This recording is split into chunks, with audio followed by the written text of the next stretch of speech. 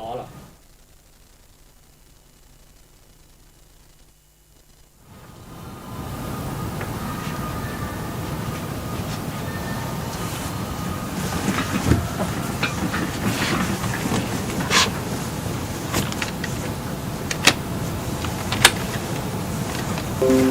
ขอนอบน้อมแด่พระรัตนตรัยคือพระพุทธพระธรรมพระสงฆ์คุณพระพุทธที่สูงล้ำคุณพระธรรมที่สูงส่ง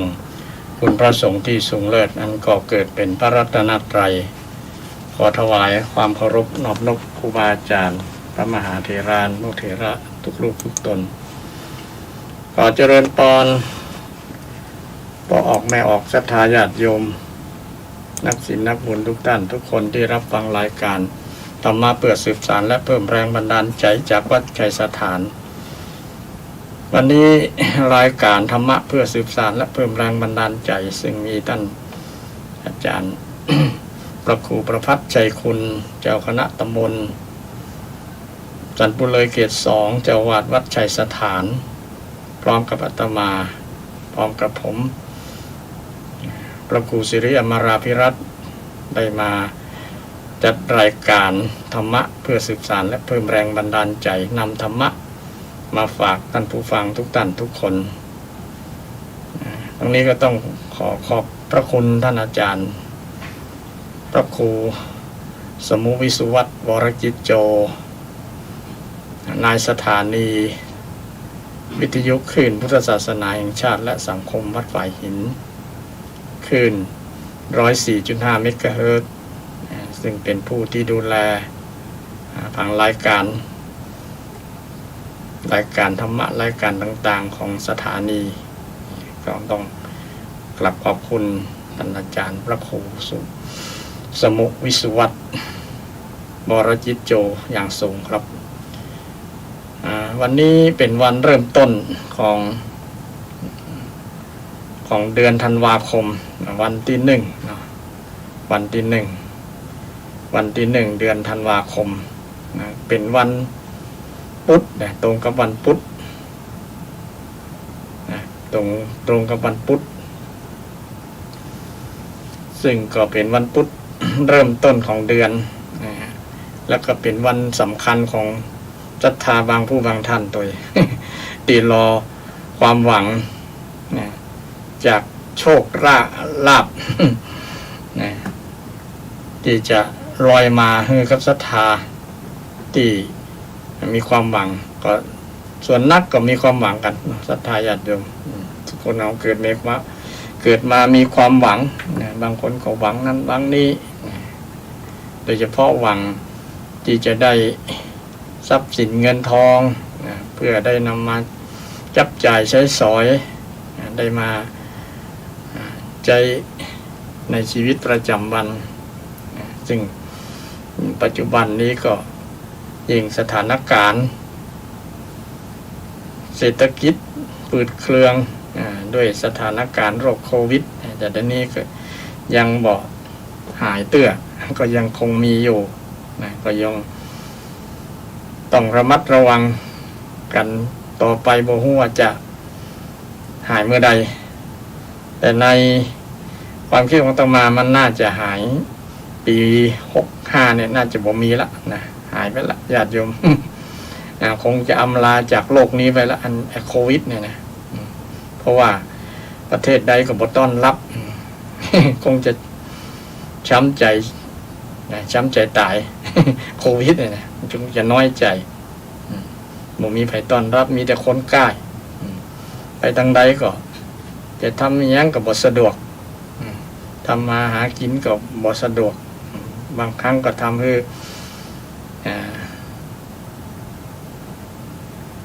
เศรษฐกิจทำให้รายได้รายอย่างที่เคยมีสูญเสียไปหมดบางคนก็ทำใจลำบากคิดนักจนจะเป็นโรคประสาทก็มีบางคนก็ต้องขอใจช่วยญาติโยมต่อสู้ไปตราบใดที่มีลมหายใจอยู่มันถึงมีทางออกมีทางออกมีดีแก้ปัญหาโดยเฉพาะเรื่องยามที่เรามีความทุกข์เนี่ย ยามที่เรามีความทุกข์มีปัญหาต่างๆเนี่ยในส่วนหนึ่งนั้นก็มีสิ่งที่เป็นที่พึ่งของเรานี่ก็คือธรรมะญาติโยมใครที่นำธรรมะไปก็เป็นที่พึ่งทางจิตทางใจคือใจมีความเข้มแข็งมีพลังต่อสู้โดยเฉพาะเจริญสติเจริญสมาธิเนี่ยนะจิตใจจะได้มีพลังมีความเข้มแข็งต่อสู้กับชีวิตต่อไปถ้าเราบ่มีภูมิคุ้มกันธรรมะเนี่ยที่เป็นพลังจิตใจเนี่ยนะจิตใจก็จะอ่อนจะท้อถอยนะท้อแท้ท้อถอย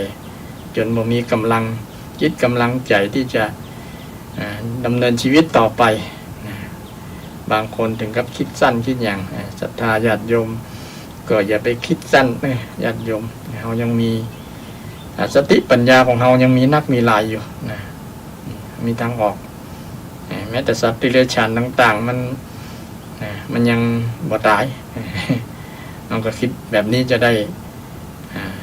มีกำลังใจส่วนกำลังใจส่วนหนึ่งก็มาจากรายการธรรมะเพื่อสืบสานและเพิ่มแรงบันดาลใจจากวัดชัยสถานขอให้กำลังใจแห่งแรงหนึ่งที่เป็นแรงพลังที่จะเสริมสร้างพลังจิตพลังใจกำลังจิตกำลังใจให้ศรัทธาญาติโยมมีความเข้มแข็งสร้างเป็นภูมิคุ้มกันที่จะสร้างต่อต้านอุปสรรคปัญหาสู้กับอุปสรรคปัญหาต่างๆสู้กับโรคสู้กับภัยต่างๆได้ด้วยเราที่มีจิตใจเข้มแข็งจิตใจเข้มแข็งซึ่งเป็น เป็นสิ่งที่เราทั้งหลายเจริญหรือว่าทำให้มีขึ้นดีขึ้นได้โดยการปฏิบัติตามคำสอนของพระสัมมาสัมพุทธเจ้าในฐานะเป็นชาวพุทธนี่ศรัทธาญาติโยมเมื่อมีปัญหาเมื่อมีความทุกข์เนี่ยพระพุทธเจ้าจึงจี้ตางบอกอยู่แล้วว่าเรามีความทุกข์แบบนี้จะใช้ธรรมะข้อไหน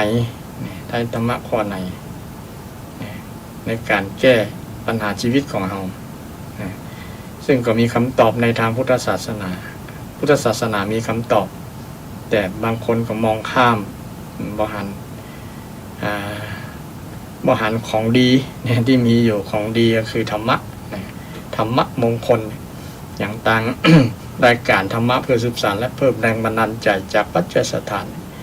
ก็นำธรรมะมงคลมาฝากศรัทธาญาติโยมธรรมะมงคลในดีมันใจแล้วหันประโยชน์ทันตาประโยชน์ในคณะนี้เดี๋ยวนี้ในชาตินี้เลยเดี๋ยวว่าต้องรอชาติไหนซึ่งเป็นที่พึ่งอย่างแท้จริงได้กับชีวิตของเราจึงตั้งรายการก็ให้กำลังจิตกำลังใจและก็นำสิ่งที่ดีๆสู่ชีวิตของศรัทธาญาติโยมก็คือนำคำสอนของพระพุทธเจ้ามาให้ศรัทธาญาติโยมได้ฟังกันได้ทบทวนคนที่เคยฟังแล้วก็เป็นการทบทวนเพราะว่าการธรรมะมันเป็นนามธรรมนะตอนบอกเขาบอกฝึกฝนบอกได้สาธยายบอกได้ฟังบ่อยๆและบอกได้สาธยายบ่อยๆนั่นจะลืมของเก่าว่าเล่ามันลืมก็ต้องเล่าทุกวันญาติโยมที่ผมการฟังเทศน์ฟังธรรมเนี่ยก็จะรู้ดีว่าวันไหนเราลองละไปสัก10 วันเนี่ยจะลืมเลย10 วันข้างหลังเนี่ยเราได้ฟังอย่างมาพ่องอย่างพ่องเนี่ยจะนึกบ่ได้จำบ่ได้นะแต่ถ้าเราได้ระลึกนึกถึงใจสตินึกสิ่งที่เราได้ฟังหรือว่ามีคนมาพูดให้ฟังเนี่ยมันก็เป็นสิ่งที่กระตุ้นความจำกระตุ้นสติความระลึกรู้ว่าคำสอนนี้เราเคยฟังเราเคยศึกษามาแล้วเวลาได้ฟังมันก็จะเป็นการกระตุ้นจิตกระตุ้นใจให้เกิดความระลึกนึกได้เกิดความจำได้ซึ่งก็เป็นสิ่งที่เอาท่านทั้งหลายที่จะนำหลัก คุณงามความดีรักธรรมะคำสอนของพระสัมมาสัมพุทธเจ้ามาระลึกนึกถึงเป็นธรรมานุสติลึกนึกถึงธรรมานุสติที่เราได้เคยได้ฟังได้ศึกษาได้เล่าเรียนได้พัฒนาได้ไปเจริญต่างๆเนี่ยนำสิ่งเหล่านั้นมาระลึกนึกถึงโดยเฉพาะธรรมะของทางรายการจึงช่วง ที่ผ่านมาก็ได้นำธรรมะมงคลจึงเป็นมงคล38ประการนำมาให้ท่านผู้ฟังทั้งหลายได้ฟังกันซึ่งเป็นข้อปฏิบัติของพุทธบริษัททั้ง4ภิกษุภิกษุณีบาสกบาสิกาโดยเฉพาะมงคลข้อต้นๆนี่เป็นเรื่องเกี่ยวกับของทางคฤหัสถ์ญาติโยมบาสกบาสิกาหรือของทุกคนก็ว่าได้แล้วนะไม่ว่าจะเป็นภิกษุภิกษุณีก็ต้องใจมงคลตั้ง38ประการตัวอาเสวนาจะพาลานังก็เกี่ยวเรื่องเกี่ยวกับการบอกคบคนพาลเนี่ยนะถ้าเป็นในสังคมหมู่ภิกษุสงฆ์ก็เลือกครูบาอาจารย์เลือกผู้ที่เป็นแบบอย่างเป็นไอดอลที่เป็นตัว สิ่งที่เราจะนำปฏิปทาของท่านเหล่านั้นไปประพฤติปฏิบัติคือว่าเป็นการเสพนะเสพคนเสพบัณฑิตนะเราระมัดระวังบอก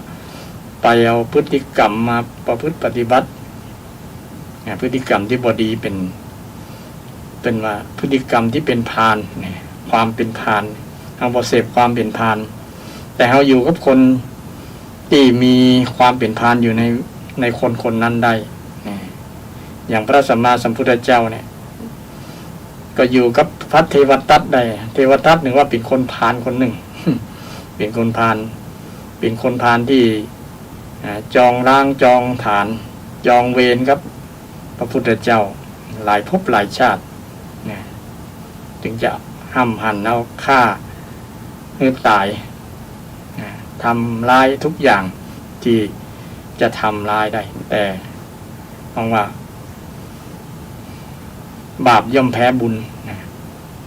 ความบดีย่อมแพ้ความบดีย่อมแพ้ความดีธรรมะย่อมชนะอธรรมซึ่งก็เป็นสิ่งที่เอาท่านทั้งหลายก็สามารถสังเกตได้ว่าการดำเนินชีวิตทุกคนก็อยู่ในหลักของมงคลชีวิตนั่นเองอย่างที่ได้ยกตัวอย่างว่าเอาอยู่กับคนบดีได้แต่ว่าเราจะไปเอาความบดีของคนนั้นมาเป็นเยี่ยงอย่างไปปฏิบัติอย่างเขาแต่มีคนส่วนหนึ่งเนี่ยเย็นโดยเฉพาะลูกหลานเขาเนาะหันตัวอย่างที่บดียังมีความหันพิษว่ามันดีเช่นหันเปิ้นเสพยาบ้าไปเสพหันเปิ้นกินเหล้าหันเปิ้นดูดบุหรี่สิ่งเสพติดทั้งหลายเนี่ยไปมองมันมีค่ามีราคาว่ามันดีมันเด่นก็เลยลงไปติดไปเสพเลยทำให้ชีวิตนั้นมีแต่ความเสื่อมมีแต่ความหายนะเกิดกับเขาซึ่งก็เป็นสิ่งที่มีที่เราจะสังเกตเห็นได้ทุกสังคมเลยญาติโยมนี้เรื่องธรรมะมงคลชีวิตเนี่ยอยู่กับการดำเนินชีวิตของเราทุกคนบอกว่าเขาจะมีอาชีพมีการมีงานเป็นอยู่ในสถานะใดก็ตามก็ยังอยู่ยังจะต้องใจมงคลใจมงคลแต่บ่ได้ไปเปิ้งบ่ฮืนเอาทั้งหลายไปเปิ้งวัตถุมงคลเพราะวัตถุมงคลนั้นเป็นอนุสรณ์ที่จะทำให้เราระลึกนึกถึงธรรมะมงคลนี่แหละแต่คนไปมองว่าเป็นสิ่งที่อิทธิปาฏิหาริย์แสดงฤทธิ์บันดาลต่างๆให้เราได้ แต่ประโยชน์ของมันก็มีอยู่นะปาฏิหาริย์มี บกี่บ่หลายเปอร์เซ็นต์นะมีน้อยนะที่จะเป็นปาฏิหาริย์นะปกป้องคุ้มครอง แต่คนที่ครองหรือมีวัตถุมงคลไว้เป็นเจ้าเข้าเจ้าของเนี่ยนะต้องปฏิบัติดีปฏิบัติชอบโดยนะต้องมีศีลธรรมโดยถึงจะมงคลวัตถุนั้นจึงจะให้ผลจึงเป็นประโยชน์แต่สิ่งที่เป็นประโยชน์บ่มีโทษเลยก็คือธรรมะมงคลชีวิตเนี่ยศรัทธาญาติโยมท่านผู้ฟังทั้งหลายเป็นมงคลที่เราสามารถจับต้องได้นำไปใช้กับชีวิตเราทุกวันทุกเวลาทุกวันทุกเวลาฉะนั้นดังที่ ได้อุมานี่ก็ชี้หันว่ามงคลธรรมะมงคลเนี่ยเป็นสิ่งที่จำเป็นในการดำเนินชีวิตจึงต่างรายการจึงนำมงคลชีวิตมามาบรรยายให้กับท่านผู้ฟังทั้งหลายได้รับฟังกันวันนี้ก็มาถึงมงคลที่19ว่าด้วยการเว้นการงดเว้นจากบาปซึ่งภาษาบาลีในมงคลชีวิตว่าอารติวิรติปาปาอารติวิรติปาปาแปลว่าการงดการเว้นจากบาปการงดการเว้นจากบาปเป็นมงคลชีวิตภัยที่งดที่เว้นที่ยุดบาปบ่ทำบาปคนนั้นก็จะเป็นมงคลชีวิตที่เราได้ฟังประโยคทองในพุทธศาสนาว่าเราหยุดแล้วแต่ท่านยังไม่หยุดก็คือเรื่องราวของพระองคุลิมานเป็นคนที่สร้างบาปสร้างกรรมมาหลายฆ่าคนเป็นเกือบพันคนแต่ก็มีกัลยาณมิตรคือพระพุทธเจ้าเนี่ยหันอุปนิสัยที่จะหูธรรมตามพระองค์ได้ที่จะกลับจิตกลับใจที่จะยุดบาปยุดการกระทำบาปได้ก็เลยไปแสดงธรรมให้ฟังนี่ยกตัวอย่างบุคคลที่ยุดงดเว้นจากบาปสิ่งที่บดีเป็นอกุศลทั้งหลายที่ทำมาในอดีตสามารถยุดได้แล้วชีวิตก็จะเจริญขึ้นพัฒนาตนเขาจนพระองคุลิมานได้เป็นพระหันแต่ผลกรรมนั้นที่เคยทำมาก็ยังวิบากอยู่ยังผลอยู่แต่ท่านก็อยู่เหนือกรรมต่างๆแล้วท่านบ่ยึดมั่นถือมั่นเพราะว่าใจท่านบรรลุธรรมขั้นสูงแล้วนี่เป็น สิ่งหนึ่งที่จื้อหันเกี่ยวกับเรื่องบาปทีนี้บาปนี่ศรัทธาก็ฟังบ่อยๆนะได้ยินตั้งแต่เป็นละอ่อนมานะบาปกับบุญเนี่ยกู้กันเนาะมันตรงกันข้ามความหมายนะบุญกับบาปวันนี้จะพูดเรื่องบาป พูดเรื่องบาปบางคนว่าบาปมันเป็นตัวจะได้ บาปมันเป็นตัวจะได้ฮะหรือว่าบุญเป็นตัวจะได้เคยฟังครูบาอาจารย์ฟังบาปนี่มันปากมันแป๊บๆถ้าบุญนี่ปากมันจะกลมๆมนๆคนสงสัยก็เลยว่าแป๊บๆจะได้ลองอู้คำว่าบาป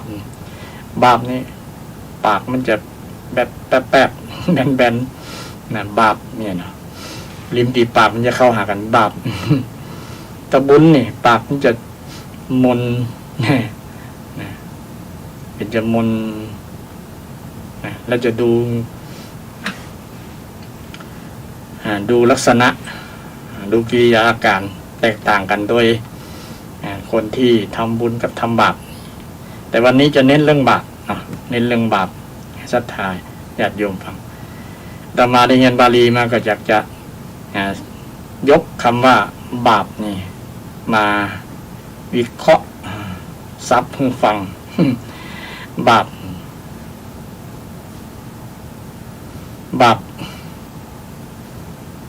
หมายถึงความหมายของมันเป็นว่ากรรมต้องวิเคราะห์ซับนะว่าทุกขติงปาเปปิปาเปติปาปังทุกขติงปาเปติปาปังนี่ซึ่งเป็นภาษาบาลีเป็นวิเคราะห์ซับบาปคำว่าบาปเนี่ยนะคำว่าบาปแต่เป็นภาษาบาลีเป็นปอปานะปอปาหมดปาปังเนี่ยถ้าเป็นภาษาไทยกับบาบอใบไม้บาปนี่เหลือปอปาทั้งหลังเป็นตัวสะกดปาปะหรือว่าบาปบาปะแปลว่าบาปซึ่งในความหมายของคำวิเคราะห์ศัพท์ของว่าบาปเนี่ยแปลว่ากรรมที่ยังสัตว์ให้ถึงทุกขติชื่อว่าบาปกรรมการกระทำเนี่ยนะกรรมไม่ว่าการกระทำการกระทำอย่างทุกอย่างคือสามทางกายกรรมก็ดีวจีกรรมก็ดีมโนกรรมก็ดีเนี่ยทำไปแล้วเนี่ยมันทำให้ถึงทุกขติเนี่ยทุกขติก็ได้แก่เป็น ปิตวิสัยเปรตอสุรกายเดรัจฉานพวกนี้นะเป็นเปรตเป็นอสุรกายเป็นนรกเป็นสัตว์นรกพวกนี้นะเราเนี่ยถ้าทำไปแล้วมันจะถึงภูมิภพเราเนี่ยเป็นทำมันไปเกิดกับ อยู่ในภพภูมิเราเนี่ยชื่อว่าเป็นบาปชื่อว่าเป็นบาปหรือว่า ชื่อว่าบาปชื่อว่าบาปซึ่งบาลีลากเงามาจากปาปะเนี่ยแปลว่าถึงซึ่งอย่างทุกขตินะที่วิเคราะห์คือท่านผู้ฟังทั้งหลายได้ฟังทุกขติงปาเปติปาปังสำเร็จรูปเป็นปาปังเป็นนปุงสกลิงนปุงสกลิงมีคำว่าลิงแห่งศรัทธาจะเพราะเข้าใจเป็นรับภาษาภาษาก็แบ่งเป็นเพศนปุงสกลิงนี่ไม่ใช่เพศหญิงไม่ใช่เพศชายคำกำอูของคนเนี่ยก็แบ่งเป็นเพศเหมือนกันนะพวกอันตีครูบาอาจารย์ผู้ที่ฮู้ภาษาศาสตร์ทั้งหลายนิรุตติภาษาทั้งหลายท่านแบ่งแยกกำอูต่างๆก็เป็นแยกคือฮู้ว่ากำอูแบบนี้มันแบ่งเพศได้เช่นคำว่าอิทธิเนี่ยคำว่าอิทธิสระอีเนี่ยสระอีสระอีเนี่ยเป็นสัญลักษณ์ของไม่ยิงนี่สระอีถ้าสระโอนี่เป็นสัญลักษณ์ของปัจจัยปุริโสอย่างเป็นต้นนะโอเนี่ยกำอูเราเนี่ยกำอูวจนะคำพูดอะไรก็ยังแยกแบ่งเป็นลิงเป็นเพศนะเป็นเพศแบ่งเพศเพื่อได้ฮู้ว่ากำอูนั้นเป็นเพศยั้งประมาณนั้นสะดวกในการที่จะความละเอียดของการที่จะเข้าใจทำให้เข้าใจแยกแยะได้ฉะนั้น คำว่าบาป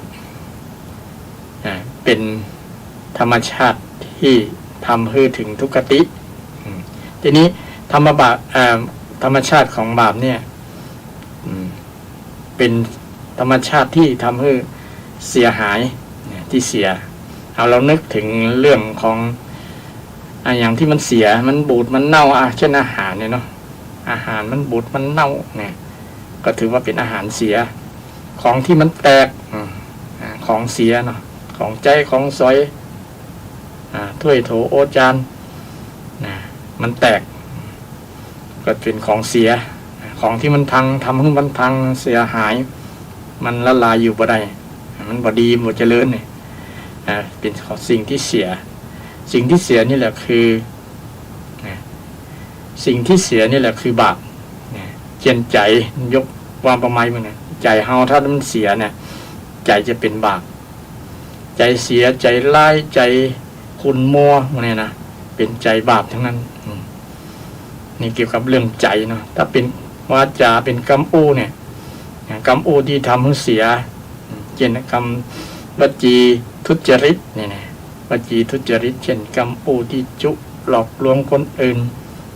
ทำให้คนอื่นแตกสามัคคียุยงให้เขาแตกสามัคคีกันส่อเสียดภาษาที่ส่อเสียดทำให้คนแตกแยกแตกสามัคคีนั่นนะเป็นคำอูที่เสียหายเสียกับคนอูยังมาพอยังเสียกับคนที่ได้ฟังอยู่ในร่วมวงแตกทีเดียวถ้าไปนำวจีทุจริตไปอูในสมาคมนั้นๆตรงกันข้ามถ้าอู้คำที่ดี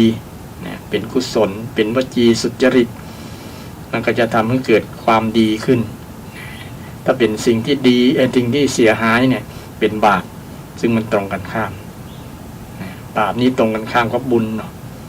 บุญสิ่งที่ดีเป็นสิ่งที่ดีชื่อของความดีชื่อของความสุขเนี่ยที่เป็นครูบาอาจารย์ได้อธิบายให้ฟังนะได้อธิบายให้ฟังซึ่งเป็นรับภาษาอันนี้ก็นำมาให้ปูศรัทธาญาติโยมได้ฟังกันนะปูเรื่องบาปเนี่ยเนาะอย่างปัจจุบันเนี่ยคนส่วนหนึ่งจะบอกกลัวนะเหมือนกับว่านำเรื่องบาปมาขู่กันมาหลอกกันอย่างประมาณนั้นแต่จริงมันมีจริงนะบาปกับบุญตรงนี้นะมันเป็นจริงเนี่ยแต่ถ้าเอาความหมายของคำว่าบาปเนี่ยจะเข้าใจชัดสามารถตรวจสอบได้ว่าเรามีบาปก่อนอยู่ในตัวเราการกระทำกรรมอู้ความคิดเหล่านี้นะถ้ามันเสียหายเนี่ยสรุปง่ายๆเลยแต่มันทำให้เสียเนี่ยทำให้มันบดีถือว่าเป็นบาปเช่นถ้าเป็นกายกรรมเช่นการฆ่าสัตว์ฆ่าคนฆ่ามนุษย์มันเนี่ยนะลักของเปิ้นลักทรัพย์เปิ้นนี่มีส่วนของกายเนาะประพฤติผิดลูกเมียเปิ้นเนี่ยถือว่าเป็นบาปเพราะวันทำแล้วมันเสียเนี่ยพฤติกรรมของกายทำแล้วมันเสียเสียหายเสียหายทรัพย์สินของเปิ้นถ้าไปเป็นลักทรัพย์เปิ้นนะถ้า ไปประพฤติผิดในกรรมก็เสียหายครอบครัวเปิ้นก็เสียหายแตกแยกกันนี่เป็นต้นก็เป็นบาปสิ่งที่ทำให้เสียหายบ่มีประโยชน์มีแต่โทษเป็นเรื่องของบาปทั้งนั้นผลของบาปในที่สุดก็เป็นทุกข์คนที่ทำบาปแล้วนะพระพุทธเจ้าได้ตรัสไว้ว่าทุกโขปาปัสสะอุจโยการกระทำบาปหรือการสั่งสมบาปเนี่ยเป็นทุกข์เป็นเหตุนำมาซึ่งความทุกข์ใครอยากมีความทุกข์ทำเถอะให้พระเจ้าบ่ได้ห้ามทำลองดูว่าถ้าบ่เชื่อทำเลยทำบาปเนี่ยจะทำทางกายก็ตามทำทางวาจากำอูกำจาเนี่ยพระพุทธเจ้าท้าให้พิสูจน์เลยล่ะว่ามันเป็นจริงที่พระพุทธเจ้าได้สอนไว้ก่อนถ้าใครทำบาปทำสิ่งที่บ่ดีก็คือทำอกุศลกรรมบท10 ประการนั่นแหละศรัทธาญาติโยมทำอกุศล10 ประการถ้าอูเรื่องบาปเรื่องกรรมเนี่ยเนาะมันก็มีหลักคำสอนกันทุกศาสนาแต่ว่าจะมีวิธีปฏิบัติต่างกันอาจจะมีความเชื่อแตกต่างกันโดยเฉพาะศาสนาที่พอแยกได้ว่าศาสนาที่มีพระเจ้าเป็นเทวนิยมคือมีพระเจ้าเป็นผู้สร้างอย่างนี้นะเนาะเป็นผู้สร้างจะสอนเรื่องเกี่ยวกับว่าภัยแต่พออยากมีบาปเนี่ยก็ต้องมีความภักดีจงรักภักดีเชื่อฟังพระองค์ต้องเชื่อฟังพระองค์จะไถ่บาปให้ประมาณนั้นจะรับรองความดีเป็นผู้บริสุทธิ์ได้ถ้า รับรองจากพระเจ้าแล้วนะหรือคำสอนบางอย่างก็สอนให้ไปทำอันนั้นทำนี้อย่างเปิ้นไปอย่างบางศาสนาเปิ้นไปล้างบาปด้วยการลงอาบน้ำในแม่น้ำคงคาแม่น้ำนั้นแม่น้ำนี้ที่ว่าศักดิ์สิทธิ์เนาะถ้าทำความชั่วแล้วทำความชั่วด้วยการกายกรรมก็ดีวจีกรรมก็ดีความคิดมโนกรรมก็ดีเนี่ยถ้าทำไปแล้วเนี่ยสามารถที่จะบริสุทธิ์ได้ต้องไปลงชำระอาบน้ำในแม่น้ำคงคาการกระทำต่างๆจะลอยไปตัวน้ำประมาณนั้นมีความเชื่อแบบนั้นพุทธองค์ก็คงทรงปฏิเสธทรงปฏิเสธสิ่งเหล่านั้นเพราะพระองค์ก็ตรัสว่าสุทธิอสุทธิปัจจตังนานโยอัญญังวิโสทะเยสุทธิอสุทธิปัจจตังนานโยอัญญังวิโสทะเยความบริสุทธิ์บริสุทธิ์เนี่ยมันสุทธิอสุทธิปัจจตังเป็นของเฉพาะตัวมันเป็นของเฉพาะคนที่ทำนะปัจจตังเป็นของเฉพาะตัวบ่ขึ้นกับคนอื่นจะมาไทยหรือว่าทำให้บริสุทธิ์บ่ได้นะนานโยอัญญังวิโสทะเยเนี่ยคนอื่นจะมาทำให้คนที่ทำผิดแล้วเนี่ยจะมดจดบริสุทธิ์บ่ได้ไผ่ทำคนนั้นก็ได้เหมือนกับเฮากินข้าวเนี่ยนะเฮากินเฮาก็อิ่มต้องคนบ่ได้กินก็บ่อิ่มต้องก็หิวนี่เป็นลักษณะนั้นพระพุทธเจ้าได้สอนพุทธองค์เพิ่งบ่ได้ สอนว่าถ้าอยากจะบริสุทธิ์นะเชื่อเฮา หรือว่าอยากจะบริสุทธิ์เนี่ยเฮาจะรับรองเฮาจะทำให้บริสุทธิ์เนี่ยพระองค์บ่ได้สอนแบบนี้เลยญาติโยมพระองค์เพียงแต่ว่าเฮาเพียงแต่พูดชี้บอกชี้บอกทางปฏิบัติว่าจะปฏิบัติจะได้เฮาบ่สามารถที่จะทำให้ท่านทั้งหลายบริสุทธิ์มันเรื่องบริสุทธิ์เป็นของเฉพาะของใครของมันใครทำคนนั้นก็ได้นี่คำสอนทางพุทธศาสนานี่เป็นคำสอนที่บ่มีไผมาคัดง้างเลยญาติโยมมาโต้แย้งได้เนี่ยเป็นคำสอนที่สามารถพิสูจน์ได้นะเหมือนกับเฮาไปกำอุปมาอุปไมยนะเรื่องการกระทำนะเฮาไปกำเล็กร้อนๆถ่านร้อนๆถ่านร้อนๆคนกำคนนั้นแหละจะรู้สึกว่ามันร้อนคนไม่ได้กำเนี่ยคือคนไม่ได้ทำเนี่ยมันก็จะบ่ร้อนอันนี้เพราะเป็นการยกตัวอย่างให้หันเป็นรูปธรรมชัดเจนพระพุทธเจ้าได้สอนว่าความร้อนเป็นผลของการกระทำคือคุณไปกำไปยุบไปกำมันเนี่ยถ้าบ่ยุบไปกำมันเนี่ยมันก็จะบ่ร้อนมันจะบ่ร้อนแล้ว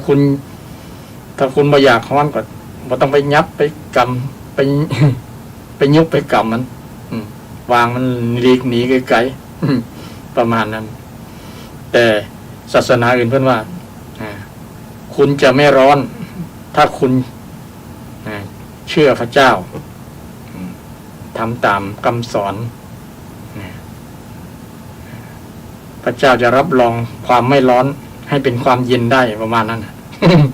เนี่ยเป็นลักษณะนั้นขอให้เพียงแต่จงรักภักดีต่อพระเจ้านี่เป็นเรื่องข้อเปรียบเทียบระหว่างคำสอน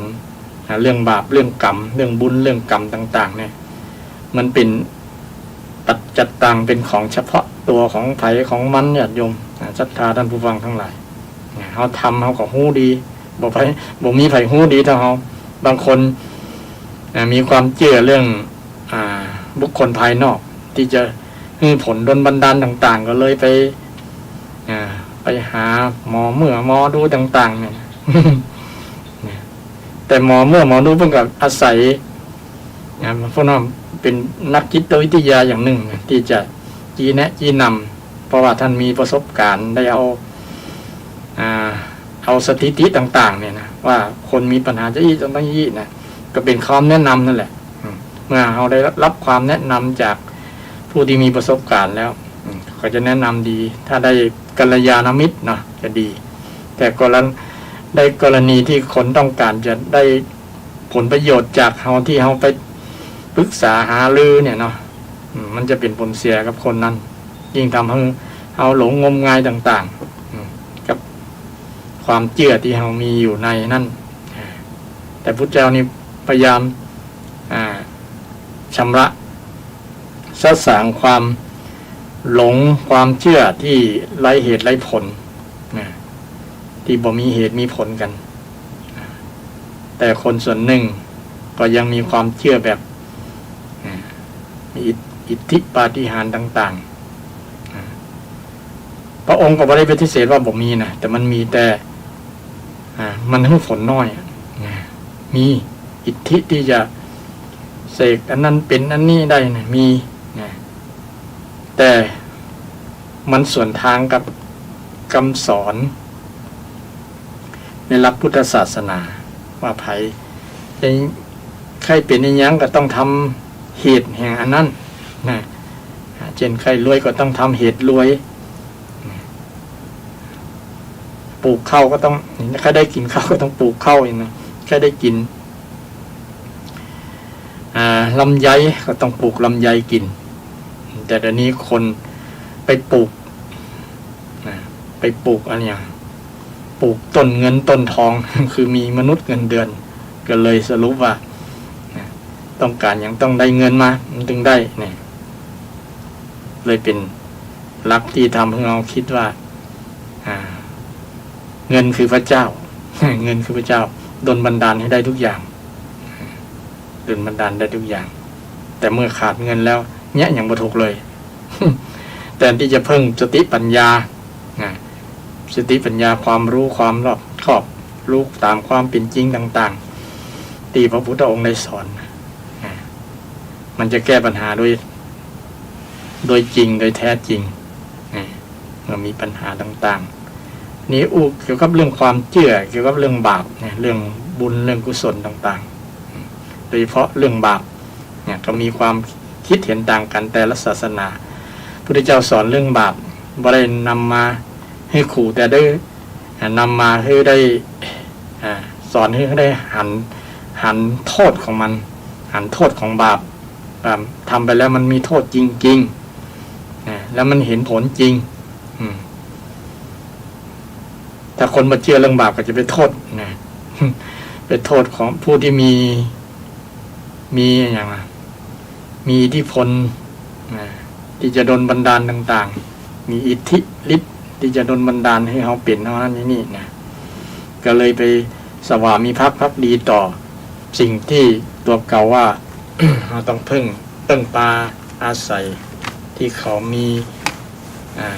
อิทธิพลมีฤทธิ์มีเดชที่จะดลบันดาลให้ชีวิตของเขาเป็นจะได้ก็ได้ประมาณแต่พุทธศาสนาสอนเรื่องบาปเนี่ยเป็นเรื่องของเฉพาะตัวไผ่ตัวมันญาติโยมจะขึ้นสวรรค์เนี่ยเนาะก็ต้องทำบุญจะตกนรกก็ต้องทำบาปนี่ผู้ตรงในจีหัน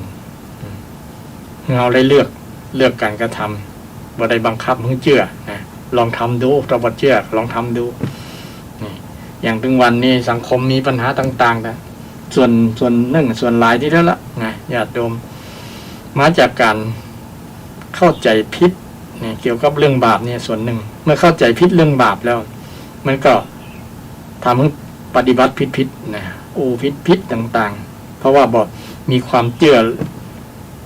เรื่อง ผลที่จะเกิดขึ้นนั่นหรอเอากลับไปมาเข้าใจผิดว่าผลเนี่ยมันมาจากอย่างมาจากคนอื่นมาจากสิ่งอื่น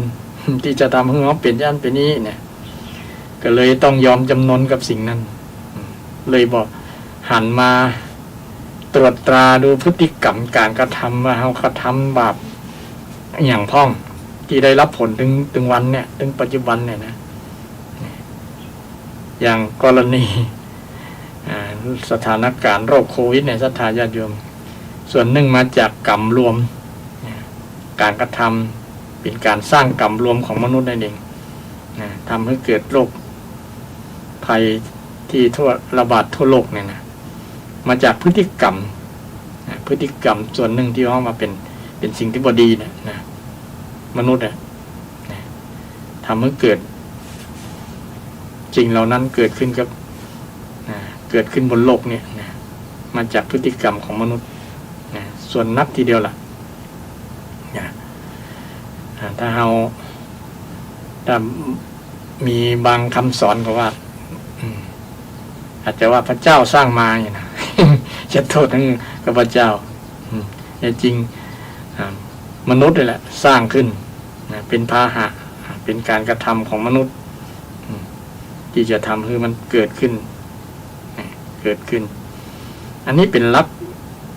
เรื่องกรรมเลยญาติโยมเรื่องการกระทำเนี่ยการกระทำทำให้เกิดผลแต่ทำดีเป็นกุศลกรรมก็ผลออกมาวิบากกรรมก็จะดีเกี่ยวกับเรื่อง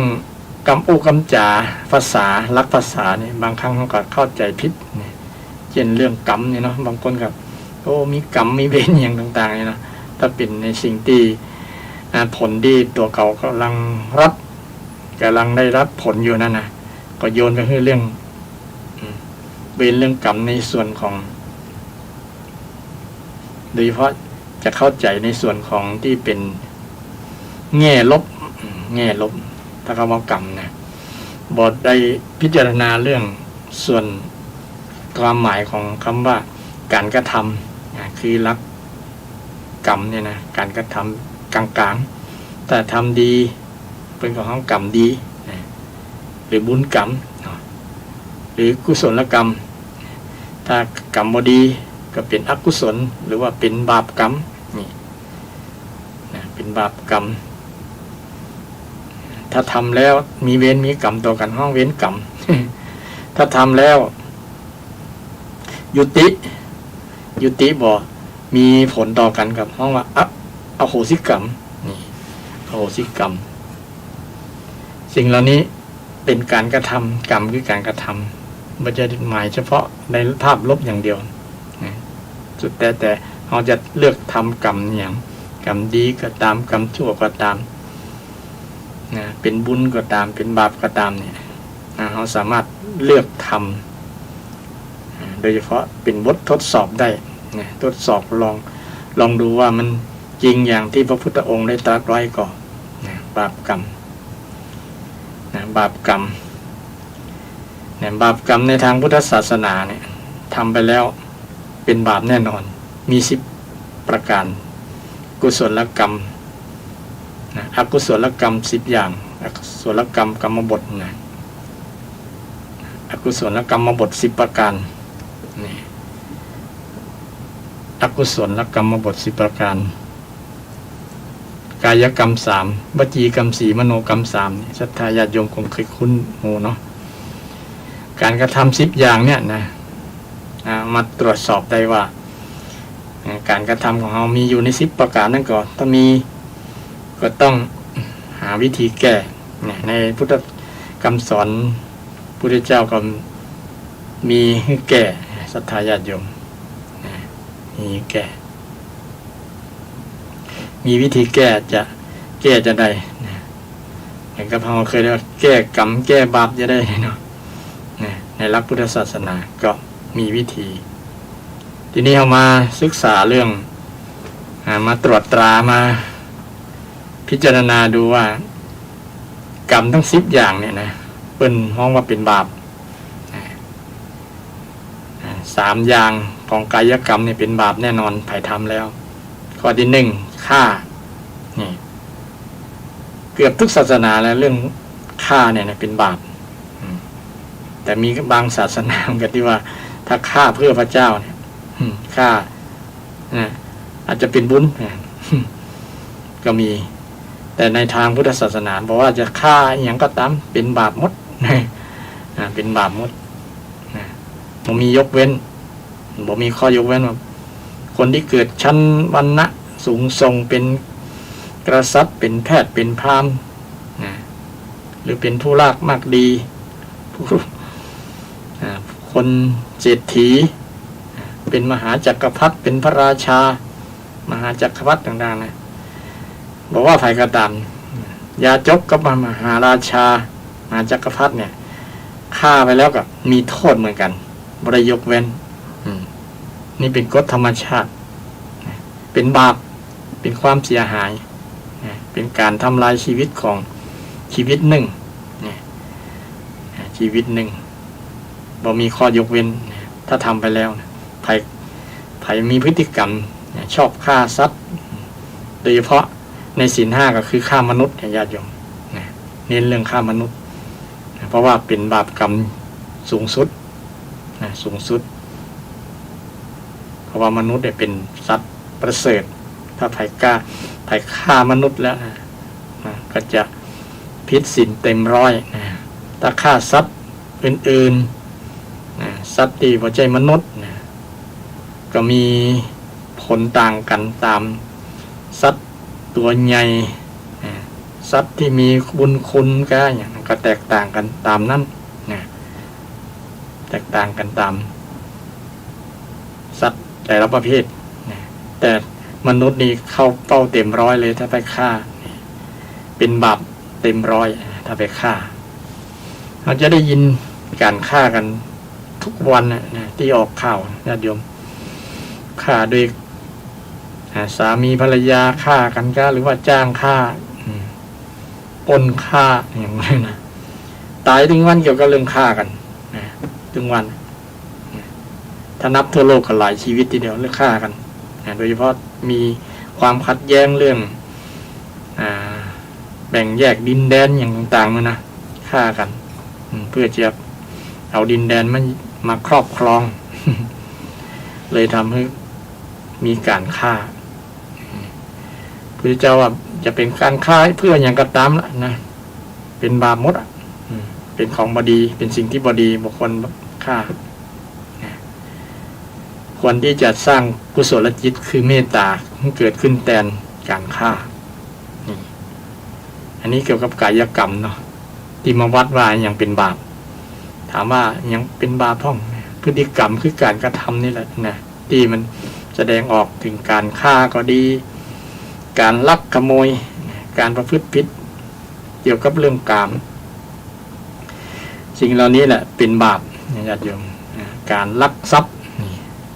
ยิ่งปัจจุบันนี้เนาะจะมีมิจฉาชีพไป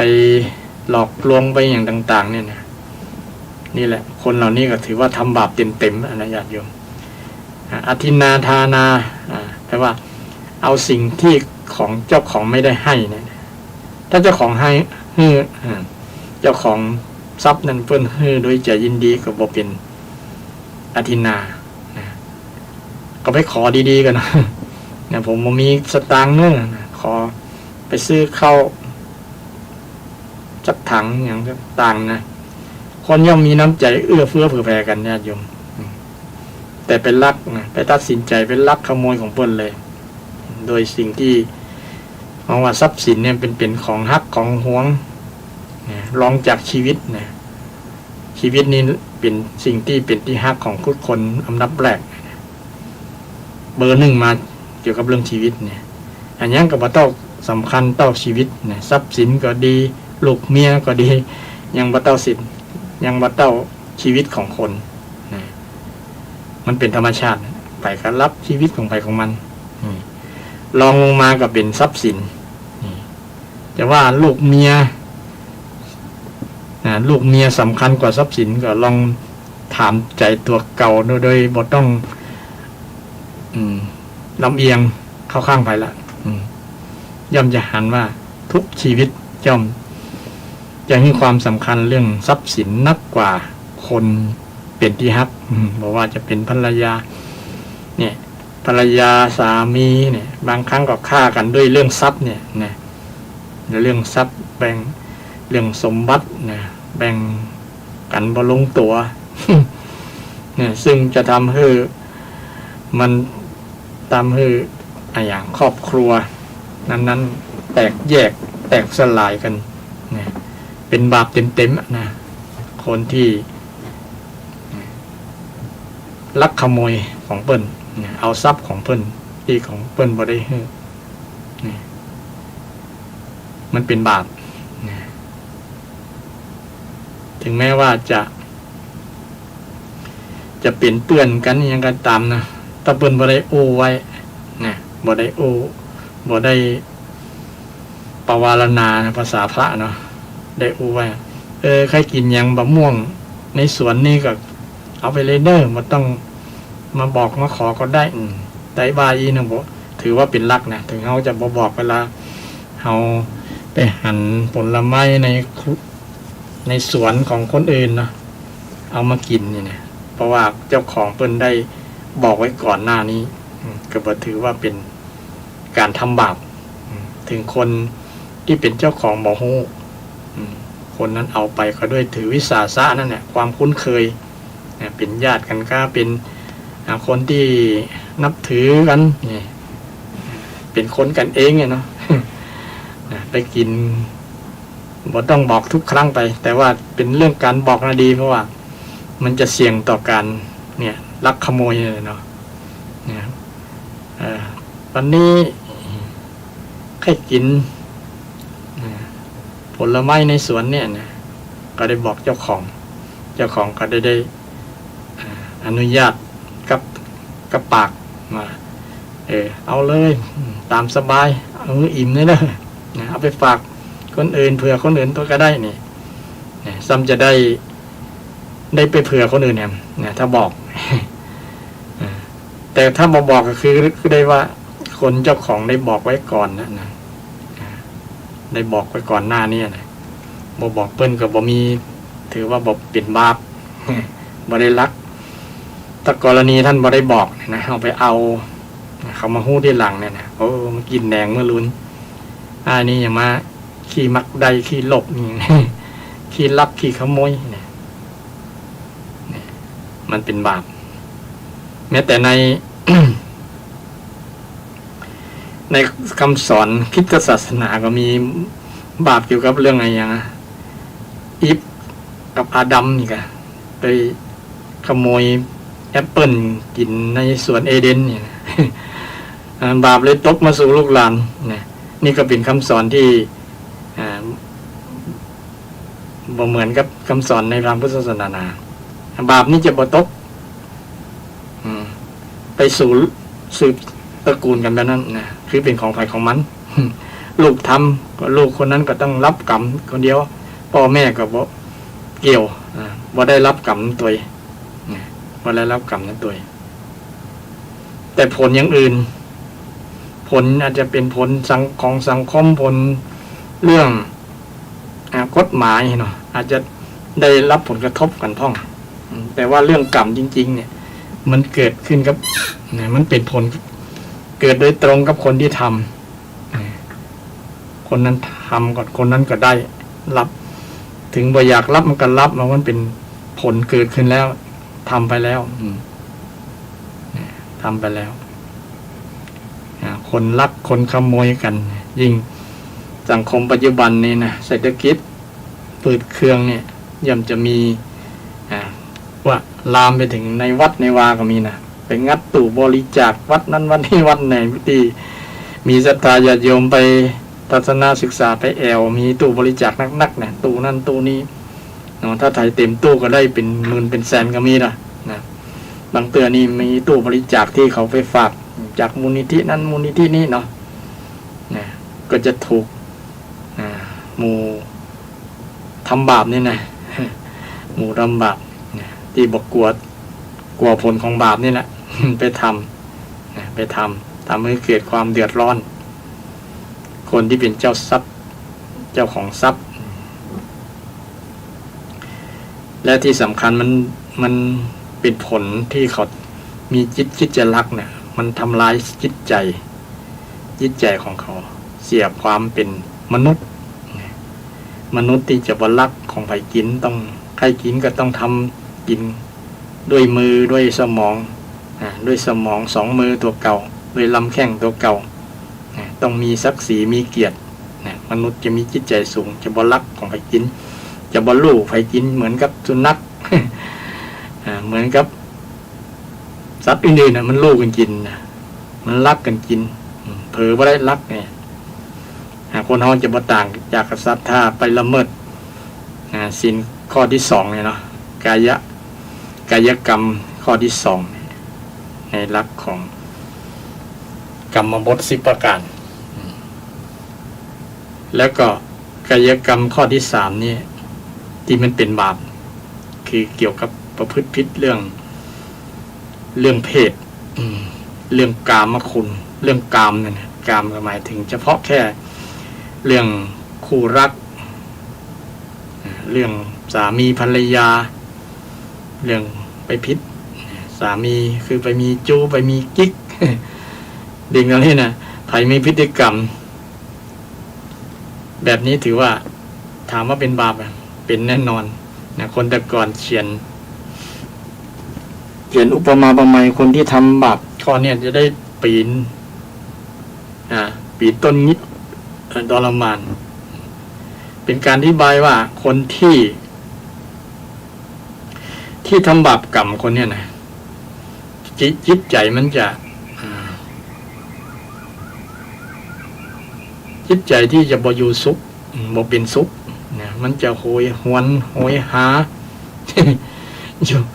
โหยหิวนะคิดแต่เรื่องอันเนี้ยนะเรื่องกามเนี่ยนะในหัวอยู่ในหัวนะคิดแต่เรื่องกาม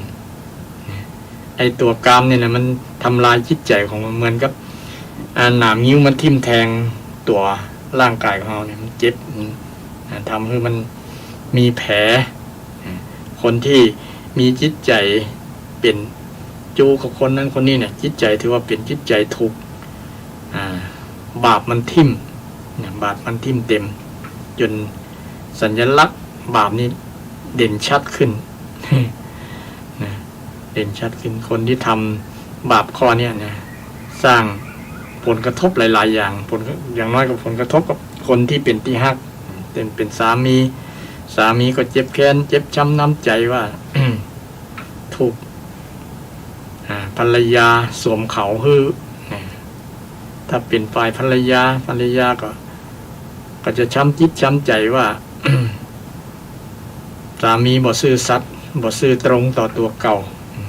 บางครั้งอาจจะประชดนั่นมีได้เขาก็จะมีได้เหมือนกันนี่นะมันก็เลยทำให้สถาบันครอบครัวนี้แตกสลายแน่นอนนะสามีไปตีนะภรรยาก็ไปตีนะต่างคนต่างก็ประชดกันเอาใหม่ทำให้ลูกเนี่ยจะอยู่ในครอบครัวนั้นนะว่าเวตาเตบอกคงจะเปิ้งภัยนะเพราะว่าสามีภรรยาเนี่ยประพฤตินอกใจกันต่างคนต่างสร้างบาปกรรมด้วยกันพฤติกรรมเรื่องเพศเรื่องกามกามีสุมิจฉาจาราเวรมณีเนี่ยเว้นงดจากเกี่ยวกับเรื่องคู่ครองต้องรักเดียวใจเดียวถึงจะมีคนอื่นก็ไม่มันลอยเหลียว รักคนเธอผู้เดียวนี่ต้องเป็นลักษณะต้องมีศรัทธารสันโดษเป็นผู้ชายต้องรักลูกรักเมียตัวเก่าบอกไปมีปัญใจให้คนอื่นนี่เพราะว่าการพฤติกรรมแบบนี้มันเป็นบาปเต็มตัวเป็นบาปเต็มตัว ก็ต้องชื่นชมคนแต่ก่อนเนาะเปิ้นมีความอดทนถึงบางครั้งอาจจะมีใจ มีใจกับคนอื่นพ่องแต่ว่าด้วยความเปิ้นมีความละอายมีหิริโอตตัปปะต่างๆนะแล้วก็เอ็นดูสงสารสามีหรือว่าภรรยาตัวเก่าเนี่ยได้สมัยฮักกันใหม่ๆก็ยังต้องถนอมน้ำใจกันมาเรื่อยๆแต่จะมาฮักหาน้ำใจกันช่วงบั้นปลายยืนนั่นก็ต้องเป็นเรื่องต้องคิดนักแหละนะเป็นเรื่องใหญ่ทีเดียวบางคู่บางคนก็มาเสียช่วงปลายๆนะ ด้วยความบอกเข้าใจด้วยการกระทำต่างๆที่สำคัญคือนอกใจนั่นแหละนะใจมันออกนอกแล้วใจว่าอยู่ในบ่มีในภรรยาแล้วมันออกจากภรรยาไปแล้วไปอยู่กับ คนอื่นผู้หญิงคนอื่นผู้ชายคนอื่นเนี่ยนะนอกใจเป็นการสร้างกรรมสร้างบาปบางตีบางแห่งเพิ่นบางประเทศนะเพิ่นจะมีโทษใครที่มีพฤติกรรมเรื่องพวกนี้นะมีการลงโทษประหารชีวิตเลยทีเดียวนะบางตีบางแห่งถึงกับประหารชีวิตเพราะว่าเป็นโทษร้ายแรงเป็นการกระทำที่เสียหายร้ายแรงแม้สังคมบางที่ก็เอามาประณามเอามาฆ่าแบบทารุณเลยเหลือเกินมีคนได้เคล็ดลับเนี่ยบอกว่าจะเป็นพ่อใจก็ตามไม่ยิ่งก็ตามเนี่ยสังคมจะลงโทษนะว่าพฤติกรรมแบบเนี้ยนะเป็นสิ่งที่บดีนะทำให้เกิดความเสียหายนะเสียหายต่อครอบครัวเสียหายต่อคุณภาพชีวิตต่อการดำเนินชีวิตที่จะราบรื่นซึ่งเป็นบาปเต็มอันนี้เป็นกายกรรมในส่วนของที่เป็นบาป3ประการฆ่าสัตว์ลักทรัพย์ประพฤติผิดในกามซึ่งเป็นบาปเต็มเลยใครกระทำแบบนี้นะญาติโยม3ข้อนี้จื่อว่าทำบาปทางกายทีนี้บาปทางวาจาบาปทางวาจาความเสียหายจากกรรมอุนะก่อนหน้านี้เป็นความเสียหายจากการกระทำทางกายอันนี้ความเสียหายจากการกระทำเพราะว่าบาปนี่แต่ว่าสิ่งที่ทำให้เสียซึ่งเสียหายนะมีโทษมีประโยชน์ซึ่งเป็นสิ่งที่คนทั้งหลายควรพินิจพิจารณาไตรตรองให้ดีนะโดยเฉพาะเรื่องของกรรมอุกรรมจากรรมอุเนี่ยมีทั้ง4อย่างก่อนนะในอกุศลกรรมบทในอกุศลกรรมบท10เนี่ย4มีอยู่ใน10นั่นนะ